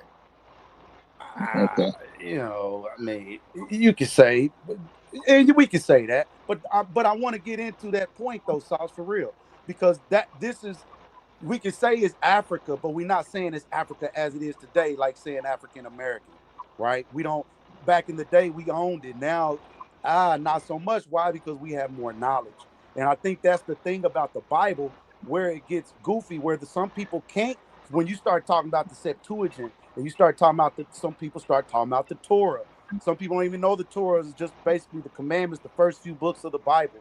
They don't know what a lot of this is. So now we start to get deep, and that's where I think the fight happens, because you may not want this information. It's information that would sound pseudo, or what you was just talking about, a dogma. It is not traditional. It's not down the road that we've been used to hearing fire and brimstone. So I think that's where the block and the confusion. Some people just don't have the capacity to even want to go back and learn where this actually came from. I like the fact that I can jump and hoop and dance every Sunday and give up, Right, a right, portion of my income. right. So so anyway, we can move on. I don't want to hold up the line. All right. But let me add this final point to that. That's why I say the way it's presented to us today is limiting, especially to us black people. It limit us just just don't go no further when it's so much like who's that said earlier. It's just an appetizer. It's like it's like kindergarten. The Bible is like kindergarten for your spirituality. And if you want to go further, it's kindergarten for genealogy. It's kindergarten for any kind of spiritual knowledge, any kind of high moral principles. All of that stuff is like the beginning of what's out there, what the world offers. And again, the way they present the Bible today is the end all be all. And that's just harmful. Not just us black people, but for anybody who follow it from that perspective. Yeah, I definitely disagree with that as well. All right. Now, shout out to Gold P. All right, before we go to his statement here, he sent the cash app of $5.95 in. He said money for the plate, taxes paid. So shout out to you for the trail penalty tax and the Shark Sims tax. Appreciate you, brother. Appreciate you. And also shout out to you for the super chat. And the super chats, it's a statement, but if y'all want to make a comment on the statement, sure, go right ahead. He says, okay, excuse me. He says, okay, the only book that should be taken seriously is Proverbs. The book is about instructions and corrections, no stories or mysteries. This book speaks to reality versus misinterpreted behaviors. Does anyone want to make a comment on that one? And that's a strong statement because he said only the book of Proverbs should be No, taken because seriously.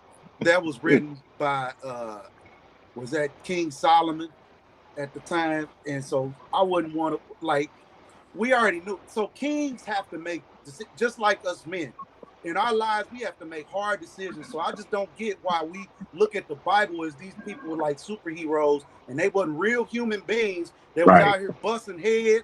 They was out here freaking. They was out here doing what they had to do to conquer. In some Lining reason, each other out.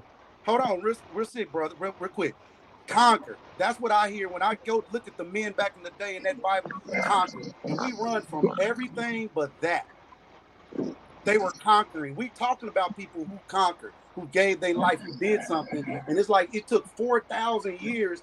We can't even make an amendment to what was written by another king years ago.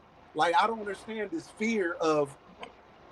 I just don't get it. To me, to worship men back in the day, and we won't treat ourselves that way. And men that have So done great things right here that we actually can touch. So I say, hey, I love the Bible. I do. I just think it's, to me, it's like food for the ignorant. It's like weed for the ignorant people. For the people, that's what they want. To a degree, that's what I look at it as. so Legal dope. yeah, I'm gonna say that number one, Proverbs is a book of wisdom, but it's not a book of instructions. The Torah, which is the five first books of the Bible, literally mean instructions and in English. So if you want to just have instructions, it would be the first five books of the Bible. Second point is that the what I believe the Bible to be, and according to my research thus far, is that the Bible is a book of instructions, a history books of a group of people um throughout their existence and prophecy.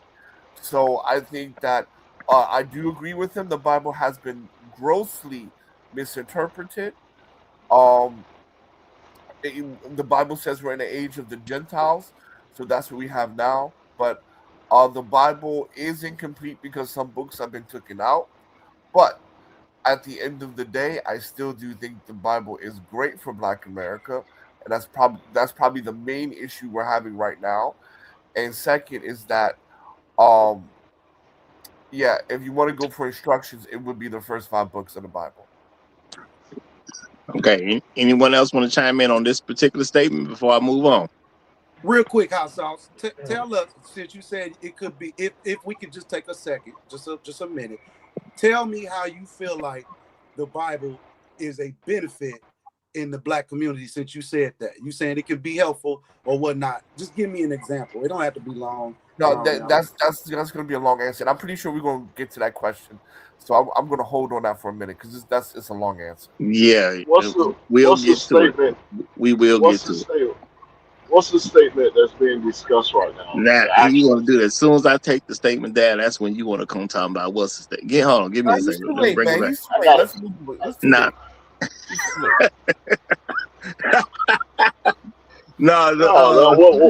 because the discussion. We got a lot of people on the panel, man. We got. Hey, man. I ain't cut you off. I missed questions too, bro. It's okay. I missed a bunch of questions. We just keep it moving. Go ahead. I found it though. I did find it. I found it. It just says, okay, the only book that should be taken seriously is Proverbs. This book is about instructions and correction, no stories or mysteries. This book speaks to reality versus misinterpreted behaviors. That was the statement, brother. Okay. I think it's a good place. I think it's a good place to start. If you want to test principles of the Bible. But any principles of the Bible, if you put them to the test, you will find them to be true. And that's for non-believers to find it to be true. For believers, the prophecies of the Bible prove it to us. That's my statement. Okay, Mr. Been in the bathroom, can't hear the question. Shout out to Gold P again. This is, I guess, maybe a connection. He said, also, the book of Proverbs transcends so-called religion. If a person don't know the Bible, they surely are familiar with right and wrong. Okay. All right. Appreciate that, brother. Appreciate that. I'm pretty sure that's correct. That Proverbs, when you think about the instructions that are in there, yes, it can transcend different religions. Because, people want a certain thing out of other people in general. All right, shout out to Elder Blood. He says, in the Garden of Eden, Adam was given a book of instructions. When sent into the world, the angel Raziel gave Adam a new instruction book, now a puzzle. All right, anyone like to make a comment on this statement? It's a statement, not a question. Anyone want to make a comment on it? I'll pass on that one. That gotta be one of them non-included.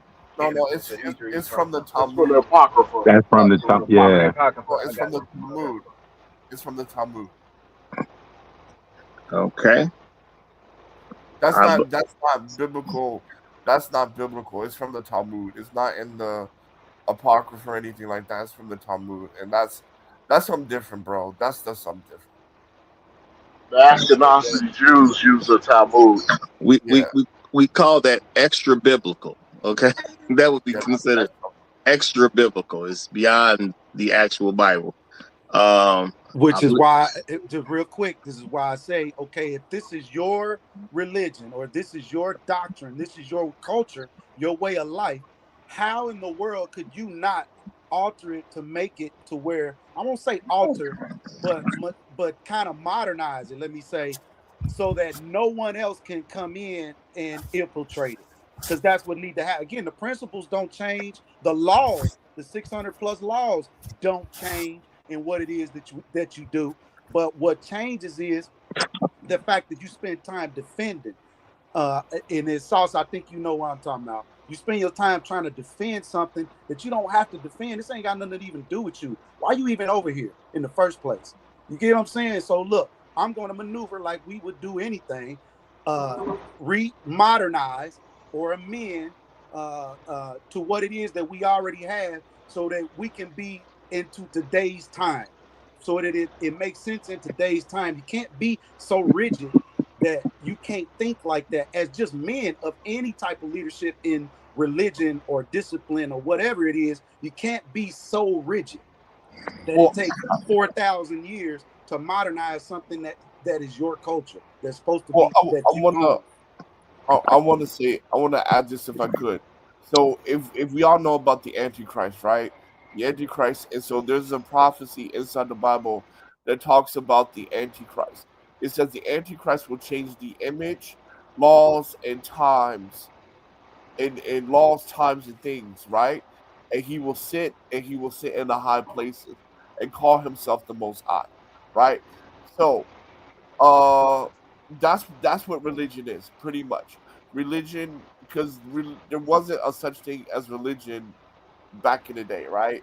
But that's what religion is. Religion is the dogma of the Antichrist that changed the laws of the Hebrews, right? It changed the Sabbath worship to Saturday worship. That Religion is Rome. Religions, the legions of Rome. Hold They're on, the let me only finish. thing ever that's had Let Rome. me finish. Let me finish. So change the laws. Change like the holy days, right? Holidays is short for holy days, and every holiday that exists on this planet has a religious background. Even your July 4th, your January 1st, all has religious origin somewhere in Europe. And so when you're participating in that, you're actually practicing worship because it's a holy day. Even your President's Day has religious ties back to Europe. So these are the things that the Antichrist has established in the Antichrist system. So when people are saying like, okay, Christ and religion and things like that, the Bible talks about that. And that's why you need to be studied to show yourself approved. Because if you're diligent in the Bible, you'll understand the difference between biblical text and religious doctrine. And I pass on that. Stick to the script. Hey, let me ask you this. Hold So on. This ain't hold on, man. We just ain't free open questions yet, oh, my man. Come bad, on, my bad, y'all. my Come bad. on now, y'all. Cause I mean, hey, it's cool though. It's cool.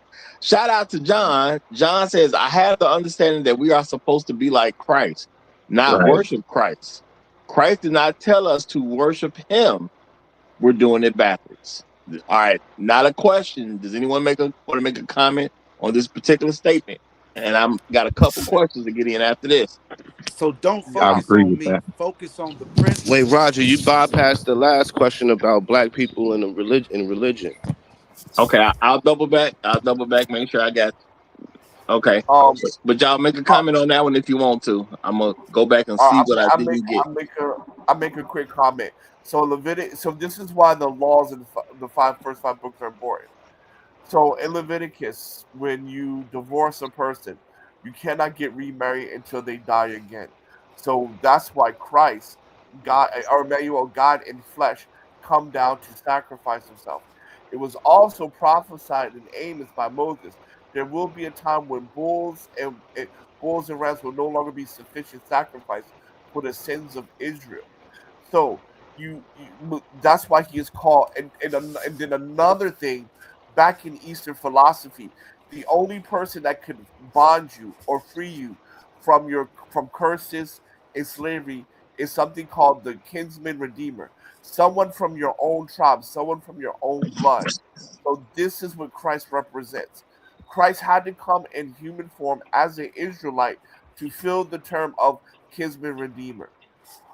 God cannot die, so he had to bring down a physical point to die so he can remarry Israel.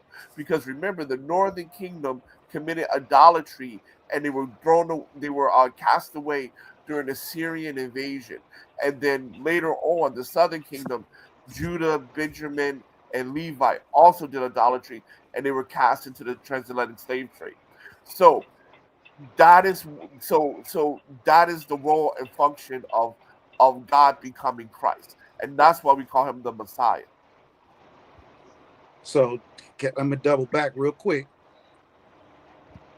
There was a point. So he said they were forced into the trend. So this whole it gives you the route that these people were going, right? It gives you the route of what happened if you didn't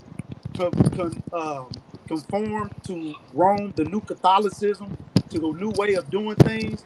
then it was off with your head. And even if you converted, if you didn't have a certain status, right, meaning you were a duke, you own real estate, you already got some circulation going on, all right, we'll allow you to convert, right?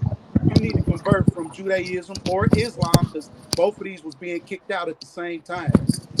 But these were people of a certain hue. Now, I want to take y'all back to learn to know your history. That's why I said they don't really want to hear it. We go back to when there were kings in African and basically what Sauce was talking about in the Middle East that were already traversing the earth, and they were taking their geometry to ride along with them. Meaning, if I'm a builder, I'd go to here, Timbuktu, India, wherever I go, I know how to build. It don't matter where I go.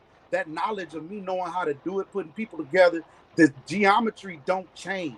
So why would I think that if there's something new, nothing new under the sun, if I'm going to do this, this king is a king for a reason. He's privy to have knowledge. He's privy to have learning.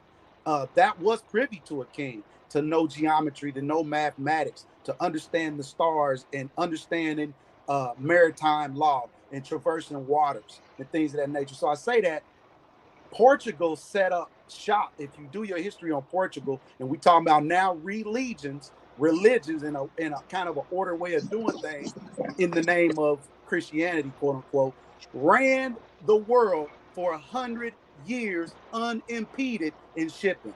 Now, they didn't start the shipping routes, but what they did is they discovered the shipping routes and now organized shipping routes, right, for 100 freaking years going around the world. Batting in the mix and mingle of this, they picking up people, picking up slaves, picking up people, and now they have a farm. I'm gonna land here, have a farm in Philippines and Brazil, right? These are places that they knew that they can go because we can't fight with everybody. And in the midst of that, this is meaning 100 years, they were already breeding people. So this is how you get the Filipino people or the Vietnamese people that favor us, right? For some reason, what's going on here? They were unimpeded for years. So this is where the slave, we quote unquote slave, the slave trade started. It was a way of life. It wasn't a trade. It was a way of life. And once they discovered this way of life, they hoarded. And now here we are today. So you either converted to Christianity or you were slaughtered. But in the midst of that, you had your way. You were a people. You had your way of doing things, and the very way that you do things, right? They reconformed it and told you to swallow it the way that we want you to have your own thing. Roger. And here we are today. All right, y'all. Now, I guess in Yo, some Roger, can I ways, make a request real quick? well, hold on, real quick. I don't know what that had to do with worshiping Christ, unless you're saying they had to worship Christ because the religion was forced on. But that's the only way I can even see how that was about the statement. Sharp, I don't think you know what you're talking about unless you're referring to. I'm gonna say this. Shout out to Yo from Can Florida. y'all hear me? Yeah, we hear you, but hold on 1 second. Shout out to Yo from Florida in case I didn't say it.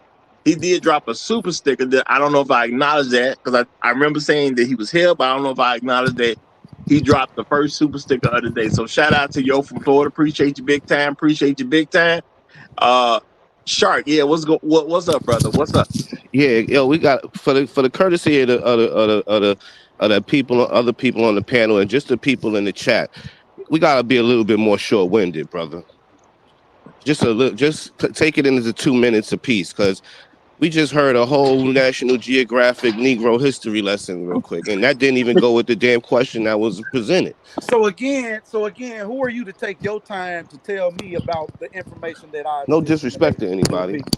That is disrespectful because you could have took your time to teach your doctrine instead of commenting on my doctrine. So it obviously touched you. That's what I would have did. Okay, let's move on to the next question. Okay, let's move on to the next question. All right, and now, of course, I do expect some type of rebuttals with these next couple questions. So if you have a rebuttal, just let it be known that you have a rebuttal. We will get to your rebuttal, but we want to keep this in an orderly fashion. All right. So the next question is, what is the percentage the Bible should be blamed for slavery and why? So you got to come up with your own percentage number on why the Bible should be blamed for slavery and why. All right. And Shark, you have to have the front seat right now. So you got first.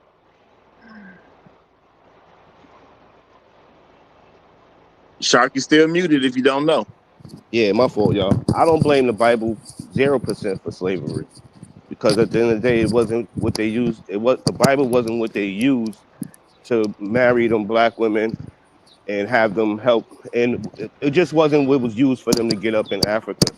You know what I mean? So after you read 12 years, the Sisters of the Trade and all of that stuff, you realize it wasn't even about the Bible. Now, what they used to keep our minds somewhat soft, so we wouldn't rise up and kick some butt, that might have been used. But to have slavery initiated, no, the Bible ain't have anything to do with the African American slave trade. Okay. Interesting. Truth teller, what is the percentage the Bible should be blamed for slavery and why? At least 60%.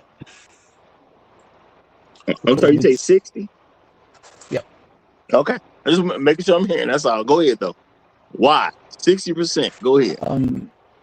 Because of its vagueness and its limits on being clear and defined, people were able to use it to justify certain actions that enslaved our people.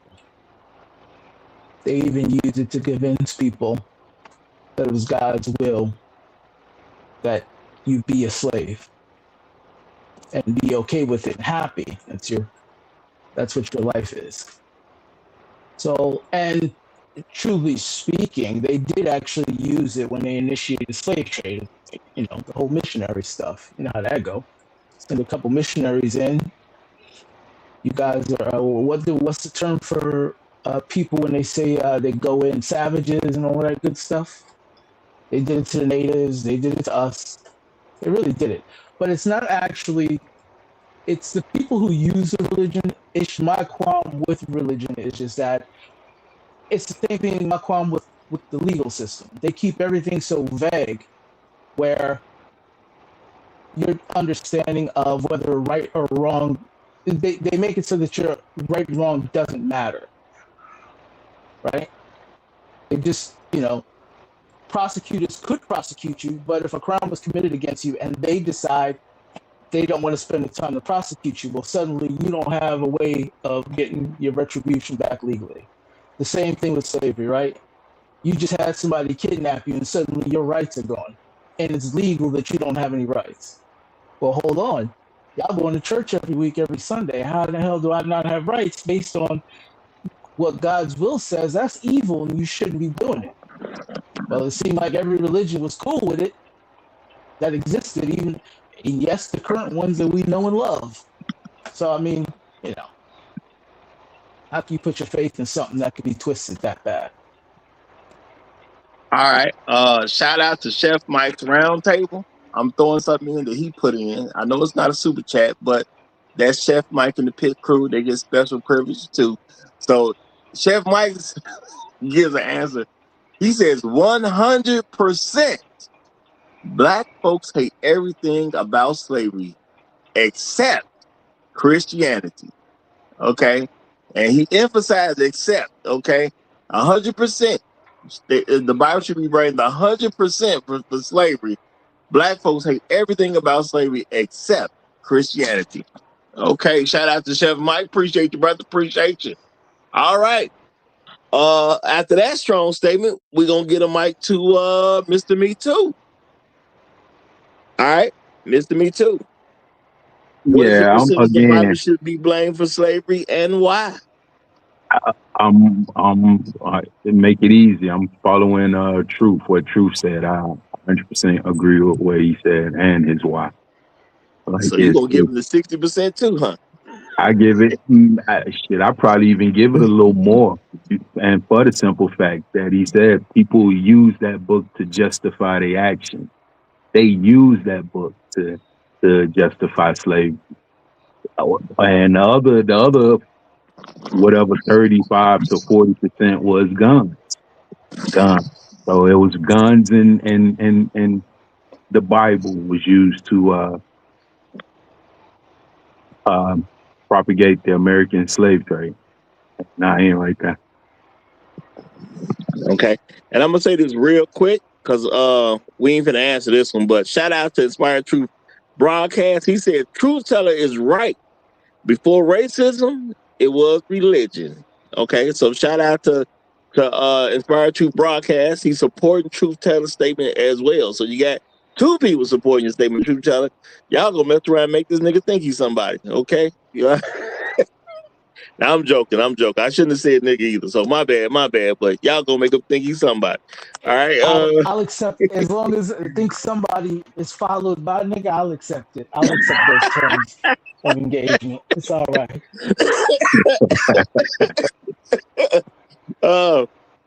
Okay. So Bronk is going to you.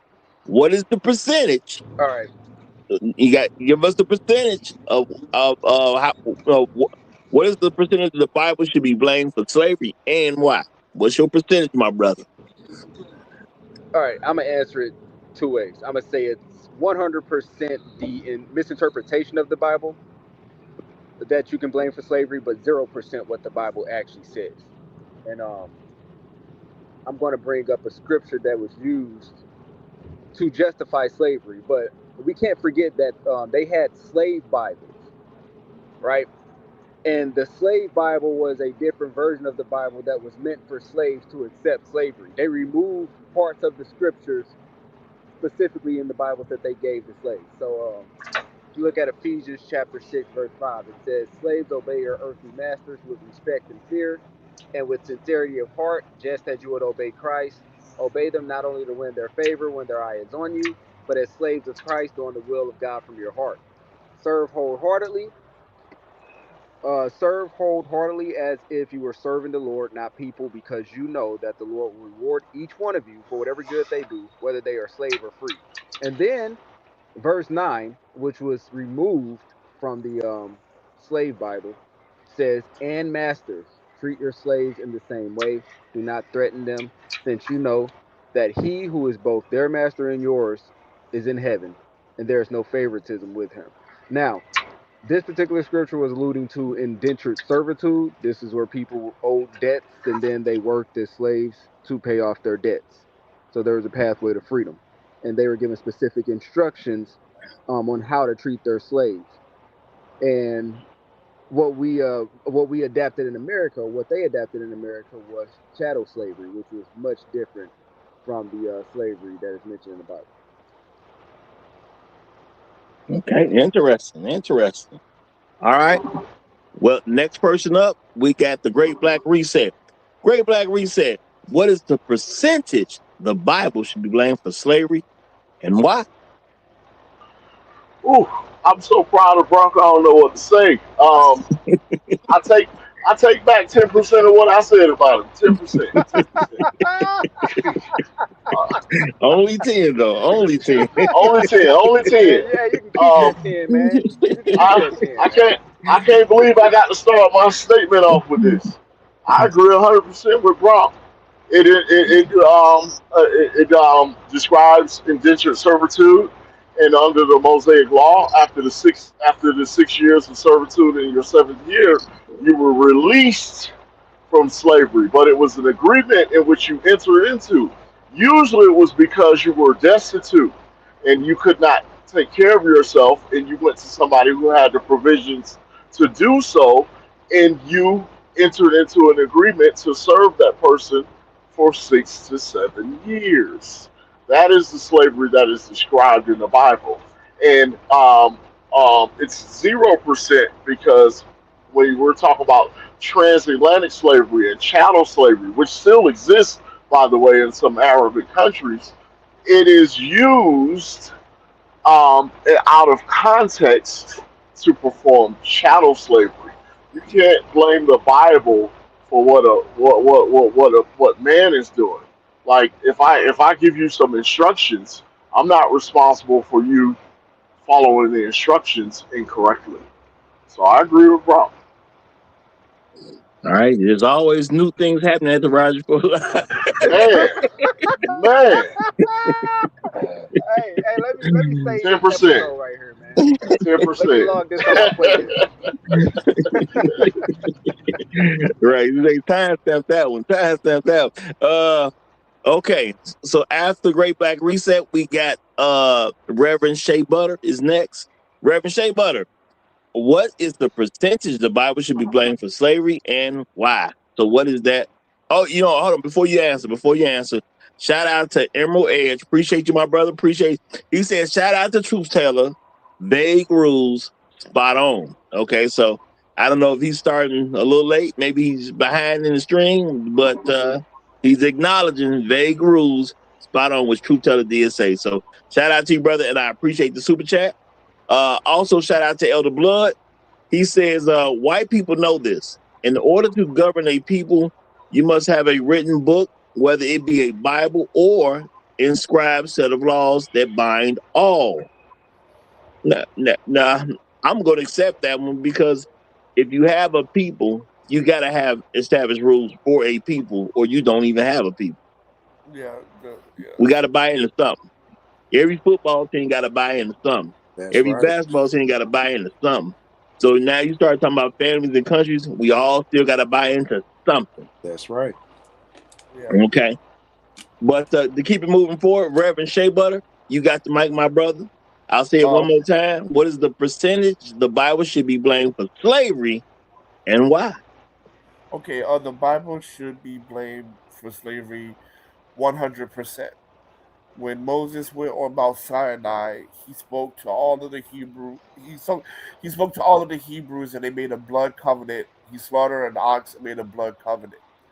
And in that covenant, Deuteronomy 28:48, therefore thou shalt serve thy enemies, which God shall send against thee, in hunger and in thirst and in nakedness, and want of all things, and you shall put a yoke of iron upon thy neck until you be destroyed. So this was the curses of breaking. This is the curses of breaking the covenant with God. So when you see the yoke of iron, you can see pictures of antebellum slavery where there's literally yoke of iron on our ancestors' necks. 28:68 Deuteronomy, and the Lord shall bring thee again into Egypt again with ships. Egypt here means slavery, so the Lord will bring you back into slavery again with ships. So you can see in the Arab slave trade, they sold Africans into India, China, sold Africans into Japan. They sold Africans to Europe, to Central and North and South Americas, into the Americas. Africans are the only people that literally were scattered to the four corners of earth into slavery, documented by historians. So, and I'm going to land here. Leviticus 26. Well, I'm not going to land here. I'm gonna say here. So when we talk about our people, God has always punished us through slavery. God has put us in the slavery of the Mesopotamians, right? I sold them to the hands of the Mesopotamians. Judge chapter 3 and 8. He sold us into the Babylonian captivity, right? The Assyrian captivity, 2 Kings 17:6. And the king of Assyria took Samaria and carried Israel away into Assyria, right? So every time that God punishes Israel, he puts them into slavery. So we have to say 100% because this is a part of the covenant. And when you look at history and you read Deuteronomy, when you read Deuteronomy 28, and you look at the transatlantic slave trade and the Arab slave trade, you can only see that it's African Americans, and this fulfilled prophecies. And then if you read in the Old Testament, God has always sent Israel into slavery. That's why Jeremiah asked, God, is Israel a homeborn slave? So the people who say it's not in the Bible, that's not correct. And I'll pass my mic there. Interesting. I knew the Hebrew Israelite was gonna Well, bring that up. hold on. We'll get you back for a rebuttal. Okay. All right. But creator. Yes, sir. All right, it's on you. What's the percentage, man? The Bible should be blamed, and why? I'm gonna say 100%. The Bible should, because for me, if we really want to talk about it, it wasn't meant for everybody. The speaker before me just said it was for a people. So I'm talking to a people, and for some other reason, I guess they think this magic, right? It works for everybody. They discovered that whatever it is we doing works for everyone, but they took it and it's been manipulated improperly. It was a certain mixture, right? They didn't get the V1 for real deal. They got the extra V1 sauce, right? So we have the real deal V1. And could you imagine where I'm gonna try to make it as brief as I can, the power that we have now, just as a people, and we're quote unquote subservient. Could you imagine the power of China, right? With the finances behind that, and how will we act truly in power? So it seems to be that there were people that had a position that was endowed with a certain type of power, and the only thing that would be able to keep them down would be servitude, right? That's evident in what the man just said. However, I ask, it's a mindset too, because I'm like, where's the God of compassion? And you know what? You didn't drop your foot. I don't want to see you subservient to nothing. If I'm in charge of anything, we're not getting ready to go in subservient to no one. Even if we lost, we didn't lose. It was a learning situation, and we get ready to go in and do it again. So I don't do that to my children. We don't tell our kids, we don't say, hey, I'm going to put you into slavery if you don't, stand true onto these particular rules. For the most part, as parents, we don't. Now, I'm not arguing some of the principles of the word. Again, I think I'm going to always go back to there needs to be a modernization, whatever that look like. Okay. And shout out to Landon. What's this? That ain't Protestant, is it? Is he making a word to make a point? I think he means Protestant. Protestantism is really Christianity like. Yeah, that's the statement. Protestant is really Christianity like. What's the statement again?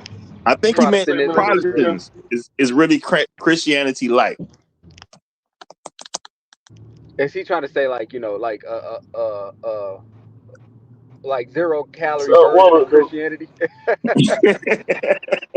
Well, I don't know what he's trying to say. It is funny, but I don't know what he's That's what trying to it say seems like he's trying to exactly. say. Like it's He's like a singling out the 0-calorie version of Protestants for some Christianity. reason. He's singling out the Protestants. Yeah.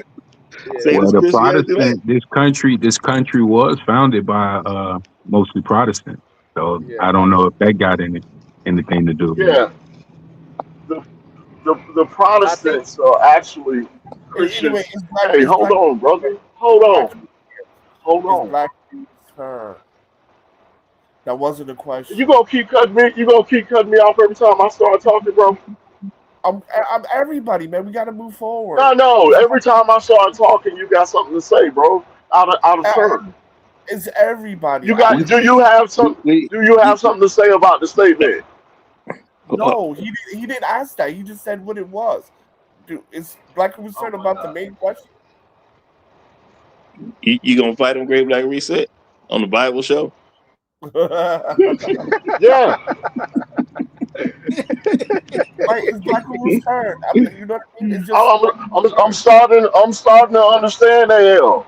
I am. Reset. You ain't gonna turn the other cheek. You ain't gonna turn the other cheek, bro. Hey, we can put Yeah, but when I come back around, you better not still be there. We can put some joysticks in their hand, man. Put them on Mortal Kombat or something. You know what I'm saying? Okay, let's give it to Black Uru though. Let's give it to Black Uru. Black Uru. The question is, what percentage? Go ahead. Well, I remember the question.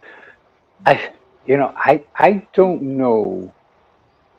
When you say percentage, what I was trying to do in my mind was to separate Christianity from slavery, American slavery in particular, or chattel slavery. And I don't see how it happens without Christianity. I mean, everything from the masters over it and their whole view of what they were and what they represented to the world, and their position versus other people who were not of and from them, what they taught the people they considered to be beneath them, what the people beneath them adapted and then utilized in terms of their own faith systems and maintaining their families and communities and their stance and their approaches to dealing with their captors. I don't know how you have American slavery without Christianity. I don't think it could have existed without Christianity. I don't think it could have been ironically maintained without Christianity.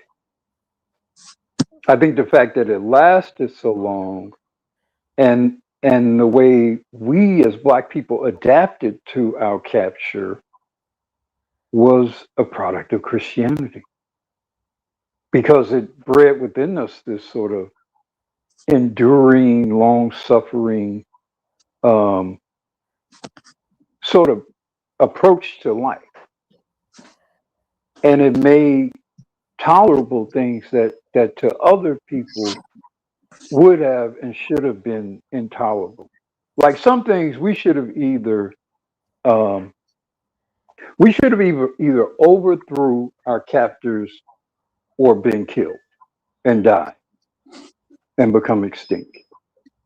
And I think ironically Christianity offered the third option of us continuing to live and thrive in this subordinate state that prevails even today. So no, I don't 100%. I don't think you can separate Christianity from everything that has happened to us the last 400 years in the continental United States. Okay, very interesting. Very interesting. I'm gonna say, oh no, you've been muted for 15 minutes, man. No, why? No, I'm not. No, he can't mute me because I did not cuss. That was the agreement. He's wrong, not me. I did not cuss. Maybe he did it for a different reason. No, but I'm privileged. He can't do that. I'm privileged. He can't do that. So he has no power over me. No, he well, you know what? I can't argue with him on air, brother. We have to clarify that after. We have to clarify that after. But anyway, I'm not muted for 5 minutes. 5 minutes ain't that long, brother. I'm not muted for 5 minutes. I cannot accept that. No, I'm not muted. He's wrong. And it really was for 15 minutes, just so you know. Roger, I've been behaving. I've been trying to not crash out. All right. I'm gonna lose my shit. We gonna talk about it off air. We'll talk about it off air. Just let that nigga know I'm not muted for 5 minutes. I can be quiet on my own for 5 minutes. Just let that nigga know that that did not apply to me. All right, look, we will have a conversation about this off air, but we ain't gonna do this publicly. We're not gonna do this publicly. Well, okay. I just want to let it publicly know that his rule for me is not right. I don't think he got you for cursing, but that's my perception of it. But shout out to Low End Theory. Okay, shout out to Low End Theory, y'all. And I gotta say on air, y'all, we're giving Chef Mike certain levels of respect because I need somebody to do what Chef Mike is doing, and that also goes for the rest of the pit crew. So if J-Dub gets you or Mr. Suge to you get you, you just gonna be got. We'll talk about this off air. You know what I'm saying? As far as it has to be both ways. No, I get it, but we're gonna talk about it off air. But I'm just letting people know if Chef say something to you, don't even bring it up to me. Don't even bring it up to me, okay? Or Mr. Suge to you or J-Dub. Because that, you know, we gonna have stuff in place for a reason. And I know myself, so which I had to give somebody that type of power because I know myself. I be too lackadaisical on certain things, so I'm trying to make sure stuff runs smoothly. All right. So no disrespect to anybody, but that's just gonna be the way it's gonna be. Shout out to Low End Theory. He says Christianity and the Bible. As a matter of fact, before I read this Low End Theory, I wanted to ask real quick because Bron, you were about to go into a rebuttal. Do you remember your rebuttal? Oh no, I was just messing with hot sauce, man. He brought us some Hebrew Israelite stuff about Deuteronomy chapter 28. So I was just Well, at yeah, least he backed it up with scripture. At yeah, yeah. least he backed it I'm up the with only scripture. person that actually read the scripture. Ironically, for a Bible topic. Yeah. Well, he Thought said he you was was gonna just be messing with quiet you. for He 15 said minutes. he said he was just I messing with just you. told you. I'm He said he was just messing with you though. He said he was just messing Yeah, with I'm you. just messing with you, man. Oh, I knew you were going to bring that scripture up as I just saw you being the one that was going to bring up Deuteronomy 28. okay. No, but I mean, You think so too. He know what hold he know what you on. talking about. So I also brought up Judges 3. I also brought up Second Kings 17:6, and I also brought up Jeremiah 29:4. Right? I said that whenever Israel breaks a covenant, God sends Yeah. Israel into slavery. So if I will make a rebuttal to that, this is what I will say. Okay, Oh, see, now that's it's a real not rebuttal. Now that it's a wouldn't real make the rebuttal. Bible. That wouldn't make the Bible 100% responsible for slavery. That would make our disobedience to God 100% responsible for slavery. It'll make the No, fact that we broke the covenant because there were also blessings for obedience in that same chapter. well, the question wasn't why God sent us into slavery. That wasn't the question wasn't why. The point is that the scriptures clearly say, "I sent them into slavery." So you have to attribute the Bible 100% because even in the covenant, it says if you follow the covenant, you'll have prosperity and peace. If you break the covenant, you will go into slavery. Right? I sent you into slavery. I sent them into slavery. It literally and explicitly says that. So you gotta give it 100% credit. Now, if we want to debate why, I will agree with you, sure. But at the end of the day, that's the covenant. That's the covenant according to you who subscribe to that. So if you subscribe to it in all its elements, right, then that's you who subscribe to that in all its elements. But guess what? Other people, human beings, right, don't have to subscribe to what it is you subscribe to, or even how you subscribe to, even if it's the same What? thing. That's what What? make it ambiguous. The power comes in what my man said earlier. I'm gonna test the time and what it is that I'm gonna test the time with your discipline. And so far, we've seen some of these disciplines over the test of time, from what I can see, not hold up. And it's not necessarily the principles. Again, it's the interpretation from the people that's delivering the principles. You got to look a certain way, you got to move a certain way, got to speak a certain way, got to do to make it comfortable for the people that feel like they being bullied in life. So you gotta Okay. you gotta talk with my bad. I apologize. Yeah, yeah. And that's the energy that you want to give, and that's what Christianity or any type of most religions want to give. You can be forgiven for all your atrocities. All you got to do is come over here. Bring me your energy. I'll land there. Can I respond to Right. that, please? Can I please respond to that? Go ahead. So I'll be so quickly. Number one, I didn't. The prompt says attribute the Bible to. I'm not saying that anybody have to believe what I believe. You don't have to believe what I believe. I never made that claim. I'm just saying if he's asking based on the Bible how much I would attribute it to, I would say 100%, and I've read the scriptures for that. That's all. I'm not saying you have to believe. And the last point is this: the awesome thing about God or the God that I serve, He doesn't need your faith. Whether you believe it or not is going to happen, and history proves me right. All right. Now, shout out to Low End Theory. He said Christianity in the Bible wasn't for the slave. It was for the slave owner, letting them know that they were justified in how they treated slaves. Okay. Now, well, you know what? I ain't gonna say nothing because I've been leaving my comments off the whole time, so I ain't gonna touch into that. But I think somebody kind of clarified this earlier. I think Great Black Reset clarified that earlier. So I'm gonna move on to the next question. Very similar question. It's going to be the same question, except we swapping out racism for slavery. What is the percentage the Bible should be blamed for racism, and why? Truth teller, you on that end. You got first.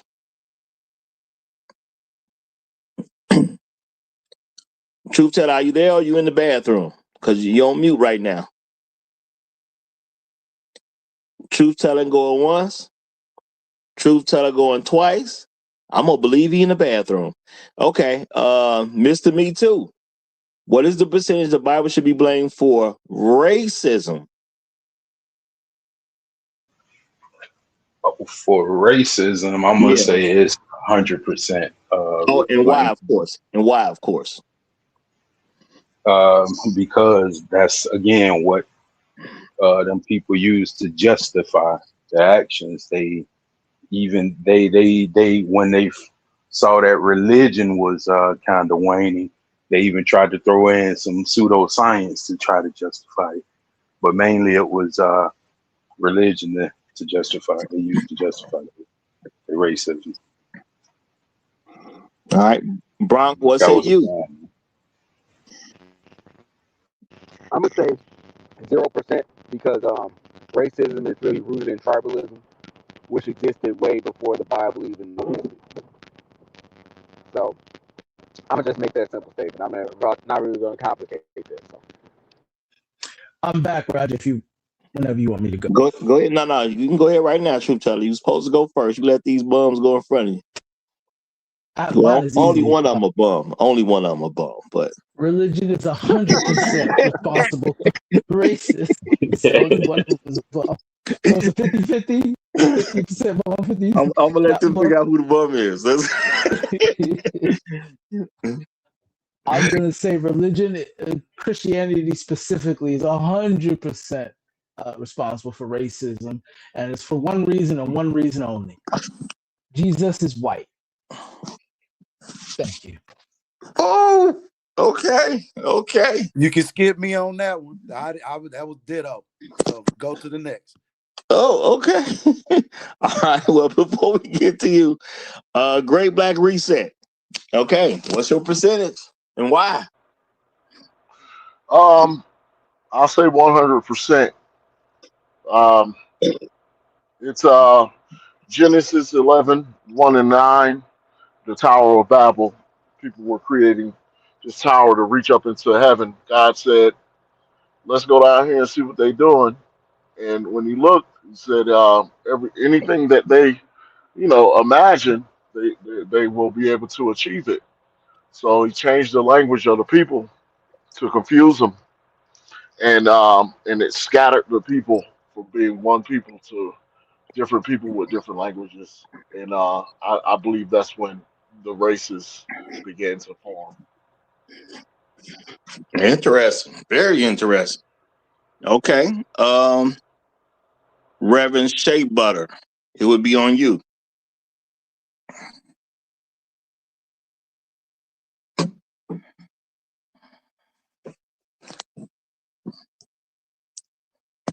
Hello?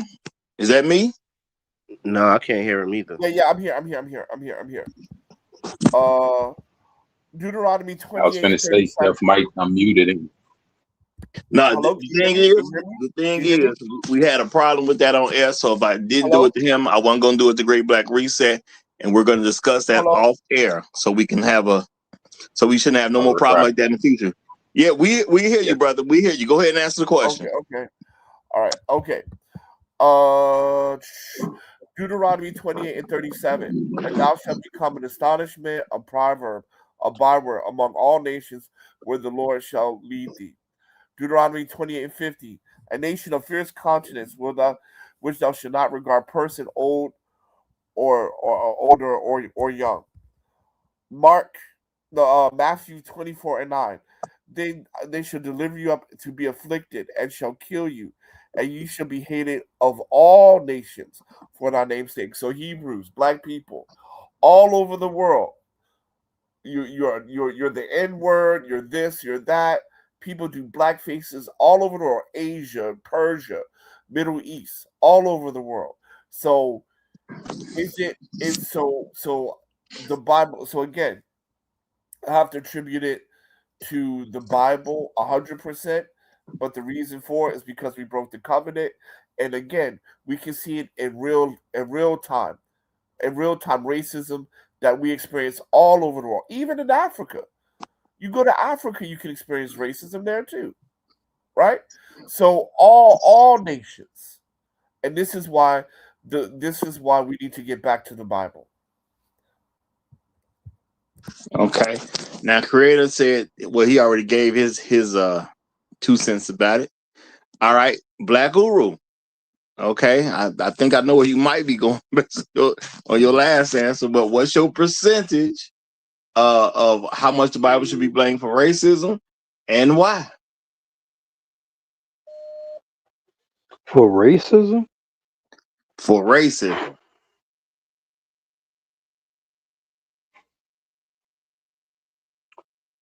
Blamed for it.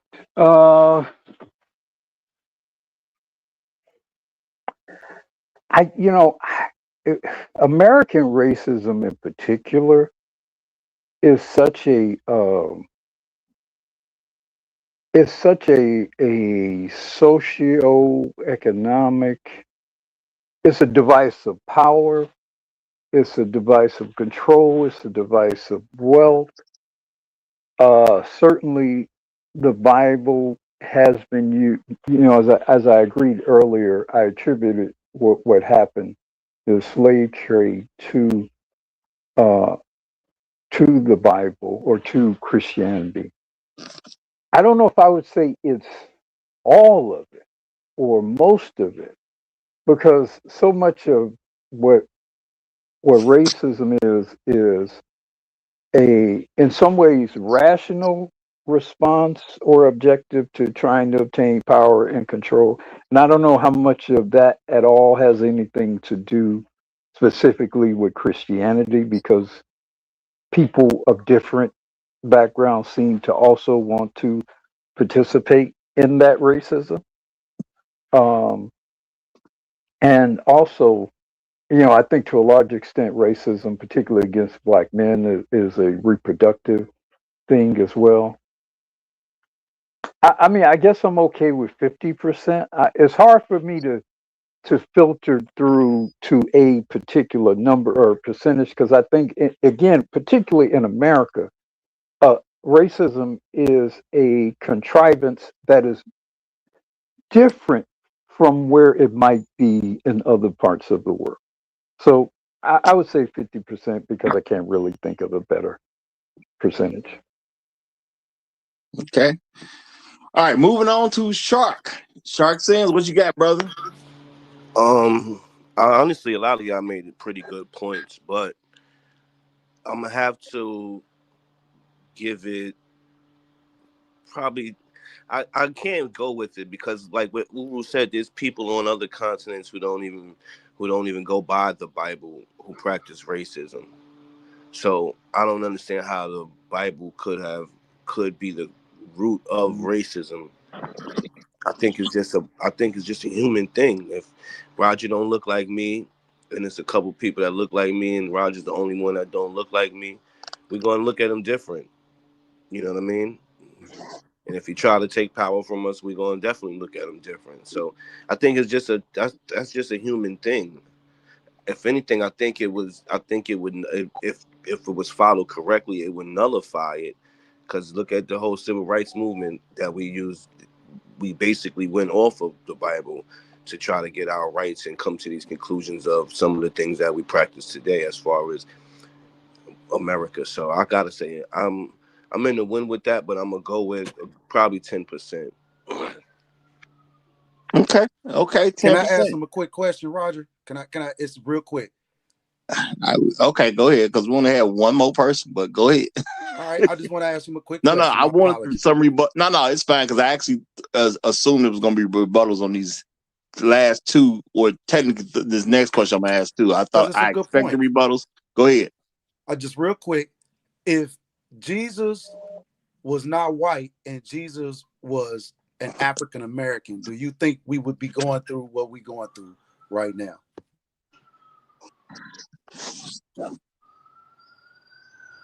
Shark, I believe that's directed to you. Well, first of all, African Americans weren't even in existence when Jesus was alive. So I can't even answer that question. Maybe you want to rephrase You it. know what I'm talking about, bro. Black people, people of color, whatever your deity, you pick it from BC, before Common Era, down to the dinosaur age. So if they depicted Jesus as a person of color, as such as African, would we have the problems we have? Yes, If they did that, if they depicted him as they see us, would we have the problems we have now? That's a pretty good question to an extent. I say yeah, because at the end of the day, everyone wants power. Nobody wants to be. No one is comfortable being on the bottom. So eventually, yeah, especially with their nature, they'd have been like, yo, you know what? F this. We got to get some of this. We got to get some of this block too. And it would have been what it was. But I don't think that picture makes a difference with anything. Other than for the people who don't have no, sense of guidance, that's what they look at. But I think it's a good question, though. But I think it would have happened regardless. Some things is inevitable. All right, I'm gonna say appreciate that Great Black Reset. I see what you said back there. So that's all I'm gonna say on that. We got. Oh, he done. Somebody was behind you. They gone all of a sudden. Okay, well, I guess that's that then. All right. One more question, y'all. One more question. Well, hold on, Roger. I had a rebut for that though. Okay, go ahead. Yeah, my bad. I'm gonna give everybody else a chance to rebut, and then I'm gonna go to I got one last question, but go ahead. Well, the reason why I said white Jesus is not because I think Jesus was white if he existed. That was a conflictive statement to point out why religion is a major reason for racism, right? In the text, there are descriptions of the people the Bible talked about. And Caucasian was not the description given for these people. But suddenly, somehow, they became Caucasian. Santa Claus became Caucasian. Jesus became Caucasian. Joseph became Caucasian. Baby Jesus in the manger became Caucasian. So all I'm saying is, it was used to institute racism, specifically in the New World. That's what they used it for. It was there to implement and solidify the idea of race. Because if it wasn't, why would you change the description of the people of a region into people who did not ever exist in that region? Unless you were trying to make people subtly conform to the idea of race. And then the second part to that is, why would you want them to conform to people who look like that, who are a minority on this planet? Why wouldn't you make those images of those people in the scripture look like the majority of the people on the planet? Well, of course you wouldn't if you were a racist. So that's why I said religion is 100% responsible for racism. Okay. Any rebuttals by Mr. Me Too from anyone? Mr. Me Too? Going once? Mr. Me Too? Nah, give me a second. I'll be back. Now you need a second. Okay, we got you. No, I don't got no rebut to that, but just give me a second anyway and line up. All right, well, let's go to a Great Black Reset. Did you have any rebuttals for anyone on that last statement? No, sir. I think everybody's placing their position well, whether I agree with it or not. And I do appreciate the conversation overall. I think we're doing well to be having a biblical conversation. I think we're doing very well overall. Okay. I'm glad you like it. Appreciate that. I love it. Reverend Shea Butter. Any rebuttals to anything somebody said? No rebuttal. No rebuttals? All right. Creator, you got your rebuttal in, right? Yeah. So Blackwood, did you have any rebuttal to anything someone said? No, none at all. Okay. Shark? Yes. It's a lot of this white. And I always say, like, yo, when you ask God for stuff, and He not gonna give it to you precisely the way you asked for it. We wouldn't look at the black people of America, and then look at the black people of Africa. Look at what we have created. Look at how we inspired the earth. Would this have happened without slavery? If they didn't take us from Africa and bring us here, would you have these arguments you have about Shark. Michael Jordan? Oh no. Hold Oh on. no. Hold on. It's a little off anything that we didn't Oh, I thought y'all was say. talking about rebutting the Bible itself. My No, bad. no, no, no, no. I got one more question, but give me 1 second. I accidentally dropped something there by mistake. I was supposed to be give me my bad, Inspired True Broadcast. Give me 1 second. I'm gonna drop a link for you, brother. He wants a link. I got you. Just give me a second. Take that back, brother. Please take that back. Please take that back. Bro, for every blessing, there's going to be a curse. Brother, It's please. always like Oh that. my God. Oh no, man. Please take that back. I wish we could have let Shark get that off. I think he presented a very interesting dilemma. I think he presented a very interesting dilemma. I And think I don't know if it was on topic or subject with what you're talking about here, but I think he presented an interesting dilemma. I think you'll have plenty of room to get that dilemma off with the last question I had prepared. I think you'll have plenty of room to get that off. Okay, I ain't telling what to do. I'm just saying I know what the question is. That's all. But Inspired Truth Broadcast has joined us. So Inspired Truth Broadcast, I'm gonna let you just go ahead and make an opening statement, brother, because I could go through all the questions with you real quick if you want. But let's see what you came to chime in on. Oh no, I'm just gonna go into like the show topic, basically, and respond to that. So first of all, as per Oh, you know usual, what? You know what? Then you may want to hold fast. Let me get the last question out then, because I think it'll allow y'all to get into y'all different things wherever y'all want to kind of go with it. Okay, but I want that question to be out there in the quote unquote official and all that good stuff. All right, y'all. So the last question I had, and we can rebuttal as much as we want now because this is the last question. Where is the Bible failing Black America? Okay, that's going. So y'all can do what you want with that. So we're gonna start on. We're gonna start on Truth Tellers in. Truth Teller, where's the Bible failing Black America? All right. So I'm gonna just put a disclaimer out. This is my personal belief.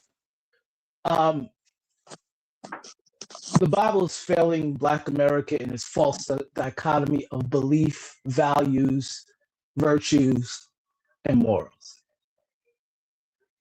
It's filled with conflicts, inconsistencies, incorrect instructions, and then it's also masked with some accurate things, some good instructions, blasphemous things. It gives people false hope, right? If you ask somebody right now, what makes you believe this? They have no solid evidence. It's literally coming from, I won't even say it's coming from their emotions. It's literally coming from their imaginations. They'll give you examples of things that don't exist on why they believe. Reasoning that makes no sense on why they believe. Examples of things that don't coincide with believing anything as their reason for belief. It clouds people's logic, understanding, and comprehension, and therefore it keeps you stuck in a place you don't want to be, and you refuse to realize it. Problem. Okay. Matter of fact, let me do this too. Inspired Truth, let me let you go next because sometimes you be under limited time.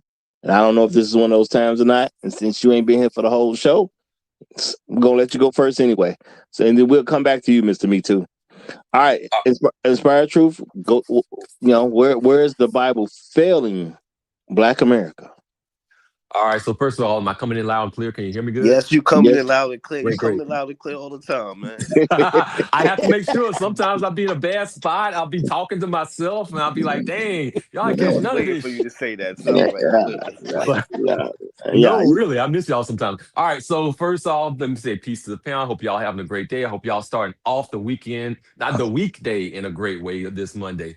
So first of all, I think that a lot of this kind of revolves around interpretation and centered around the idea of like do what you want. Like a lot of a lot of people end up interpreting. They'll take parts of the Bible here, parts of the Bible there. They'll say, hey, okay, well, the Old Testament doesn't matter so much. Now we're dealing with the New Testament. And now because of Jesus, Jesus said that everything is forgiven as long as you believe in me. So they'll take that into an extension of do whatever the heck I want. There's no consequences. You'll get this trite phrase, this cliche of only God can judge me. And then so, okay, only God can judge you. And by the way, God will forgive everything as long as you believe in Christ. They take it as an excuse to kind of do whatever you want and believe that there's no consequences. So I think that's where it ends up becoming a negative. And I think that actually the Bible overall is a good thing for Black America, but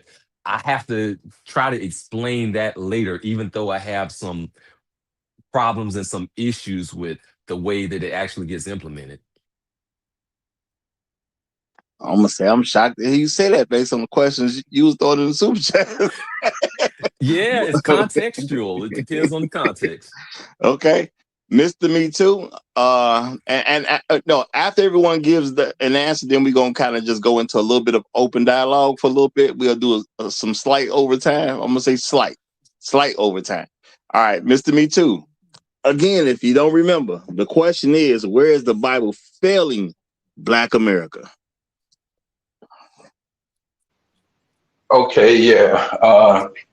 Shoot, that's an easy one. The Bible is failing us. We can't, like I've been saying from the beginning, it limit us to it just limit us. It limit us from our thinking. It limit us from our possible capabilities, like physically, or I mean, I don't know. It just limit us, and it give us a convenient excuse to not to be more critical in our thinking when it comes to our life. And I'll land right there. All right, Great Black Reset. I would say I'm gonna say two things. One, man, I'm very pleased, even with the disagreements that I have with what some people have said. The way that we've stated our arguments are fantastic, even the ones I don't like. But I'll say we're failing to come into agreement with the principles of the Bible. Um, the closer we were to the principles of the Bible, the better we were off. And the excuse that we use as Black Americans is slavery. It's the ultimate excuse. It's the trump card. It's the big joker when we want to point to quote unquote errors of the Bible. We'll say it led us into slavery, or the white man used it for slavery, this, that, and the other. That's the trump card. That's the card you can't take away from a black man. So that covers up everything else. I would challenge anybody. Practice some of the principles of the Bible. Practice a few. Practice the ones that will find you in financial prosperity. There are principles that will lead you to financial prosperity. Just practice them and see if they work. And if they work, start practicing something else. And keep going until you get to a principle that does not work. And I challenge you there. That's it. I land. I see what you did right there. I see what you did. Okay, Reverend Shea Butter. You got the mic. Yeah, what? Please go ahead. No, I was going to ask the question again, but if you got it, you go ahead. The Bible does not fail people. People are failing the Bible. And most importantly, the people who are saying that the Bible failed don't even know the Bible. So you know what I mean. You can't with telling people it's dogma, it's the religion, it's the black church.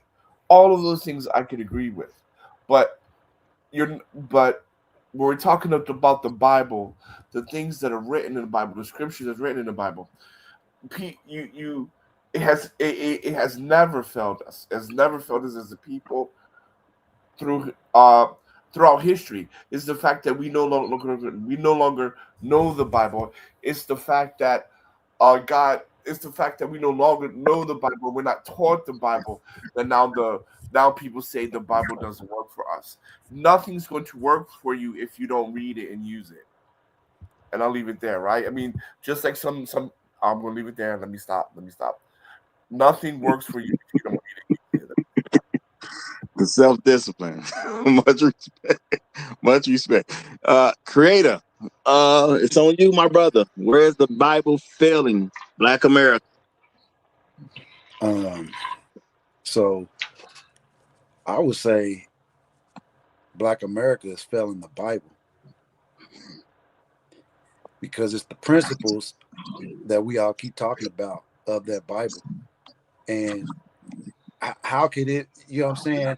Like, even if I don't like something, how can I blame it on the thing if I keep going to it and it's destroying me? So the thing that's destroying us is not the principles inside that Bible, whether I believe what's in it or not. The principles in that Bible have shown to prove that if you execute a certain percentage of those, your life may go in a different direction, probably in the direction of upward mobility. If you fight those, and even in your fight, it's still about the Bible. So even if you don't believe in it, you're now researching to prove this thing. You get what I'm saying? If that makes sense, I won't get off to a tangent. But another thing is when others can take something that's yours and improve on it, right? It's supposed to be your Bible. It's supposed to be for your people. Give or take the curses or the blessings. When others can now take what's supposed to be yours and improve on it, I think that should be a shocking thing to any discipline. However we started, like from hip hop to music to whatever it is we do, it seems like we stick on originality instead of modernization, and others are obviously going to take from us and to quote unquote improve on what it is that we do because they make it palatable for them. That's what Christianity is to me. It's palatable for the one, it's palatable, for the popular regular person. But when we start talking about that word, I think it is truly unyielding. And because when it is not favorable to some, that's when you start turning to certain scriptures to make it comfortable for you. So I'm gonna say it again: blacks is failing the Bible. Okay. All right. Black Guru, where is the Bible failing Black America? Well, look, I think, and this kind of encapsulates what I've said earlier. I think all the inconsistency, the ambiguity, the questions about origination, completeness, context, perspective, authorship makes almost impossible for the Bible as we currently refer to it as it being a useful document. Because a huge, this discussion itself and the debate and all the question and a lot of references to other texts and whether that was the original text. How can you possibly utilize a document like that? E equals MC squared, period. It's not E equal ABC 1, 2, 3 to the second power or XYZ, EFG to the fifth power. EMC E equals MC squared works because the shit is consistent and is acceptable by all of us who can observe reality. Excuse me. You can't do that with what y'all doing here with this Bible stuff, with this religious stuff. You can't. So it makes It makes wholly unuseful what you're doing. It does. I don't know how you can possibly gather together more than 10 people and make this thing work the way everybody has presented it here. And that's one of the biggest reasons. You know what? Black people need to just sit down and create their own Bible, separate from all other books. Now you can take some parts of the King James Version or the Dead Sea Scrolls or whatever the hell you need to do, but black people need to create their own Bible, and that's what we're going to use going forward. Damn whatever else. How That's dare the you? only way you can make a quote Bible work. That's the only way we can make a Bible work, not what we're doing now. So no, it's not useful for today, and for the way people operate, it's not useful. And that's why it has not been helpful for the collective of us. All right. Shout out to Gyogamy. Gyogamy says, and I appreciate the super chat and the trail bending tax. Appreciate that big time, my brother. Appreciate that big time. He says the moral law / doctrine causes the people to be in complete accord with their ruler, so that they will follow him regardless of their lives, undismayed by any danger. And that's quoted by Sun Tzu in The Art of War. Okay. Shout out to you, brother. Shout out to you. Appreciate that. And I can see what you're saying. I definitely can see what you're saying. All right. Inspired Truth. It's on you. The question is, where has the Bible failed Black America? Oh, I answered that one earlier. Oh, you sure did. You know what? My bad. I meant to get better guests. I meant to go to Shark. I'm just kidding. Shark. Where is the Bible failing Black America? At this point, I can't say the Bible is failing Black America. I think Black America is failing the Bible. Point blank, like a couple of other brothers said earlier. The institution of church is failing Black people, but Black people are literally failing the Bible. And I think that's the reason why we're sinners right now, because we fall away from it. We in the juke joint dancing when we should be getting ready for church tomorrow. Okay. All right, we got one more. Bronk. You didn't answer this question, did you? Nah. I'm still gonna say I think I agree with what Drake just said. I don't think that that the Bible is actually failing Black people. My bad, Bronk. A little like you. They asked us to skip you. There's a lot. Hey, super chat that shit. No, I'm kidding, bro. Go ahead. Hey, Go ahead. Ain't he supposed to be on mute for 15 minutes? Ain't he supposed to be on mute for 15 minutes, man? Technically, he didn't use his mouth. Technically, he did not use his mouth. Go ahead.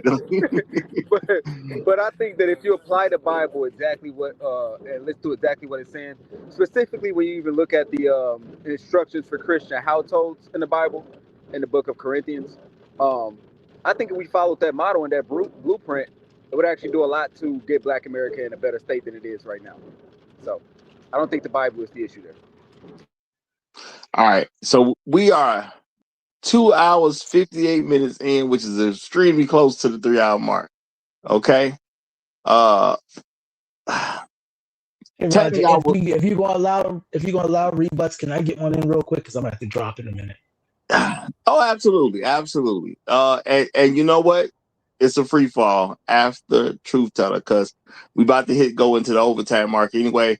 I'll give like 30 minutes possible for overtime, and y'all get out everything you want to get out. So Truth Teller, you kicking it off. Go ahead. All right. I'm gonna just read something, y'all, and I'm gonna read through it real quick, and then y'all can have at it. This is for the scenario where a wife commits adultery against her husband. Biblical warnings and consequences. Old Testament, Exodus 20:14 commands, you shall not commit adultery. Leviticus 20:10 prescribes death for both parties involved in adultery. New Testament, Jesus redefines adultery to include lustful intent and states that anyone who divorces a wife except for sexual immorality and marries another commits adultery. Matthew 19:9, Luke 16:18. The husband's role, while the Bible does not give step-by-step manual for every situation, it does give some specific instructions on certain conditions. Guard the marriage bond. Jesus says, what God has joined together, let not man separate. Matthew 19:6. Seek God's guidance. 1 Peter 5:7 urges giving worries to God, trusting his wisdom and justice. Hebrews 13:4. Be honest but not vindictive. Expressing hurt and seeking reconciliation is appropriate, but holding bitterness is a sin. Ephesians 4:32. Consider divorce as a last resort. Many Christian teachers note that adultery is a valid ground for resort. Matthew 19:9, Luke 16:18. But this is not automatic and depends on the situation. Forgiveness and reconciliation. Forgiveness is central. Ephesians 5:25 calls a husband to love their wives as Christians love the church. And Matthew 18:22 teaches forgiving 70 times 7. Reconciliation is possible if the wife repents. The husband is called to forgive and seek restoration. Separation may be necessary if the adultery is ongoing and trust cannot be restored. Corinthians 7:10 and 11 advises the wife to remain single or be reconciled, and the husband to consider separation if reconciliation is not possible. There's a ton of other stuff here.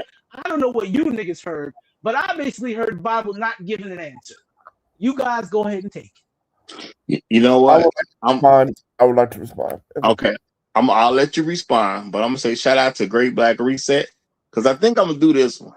He said, you did well, Roger. No real arguments. In the show before we go downhill.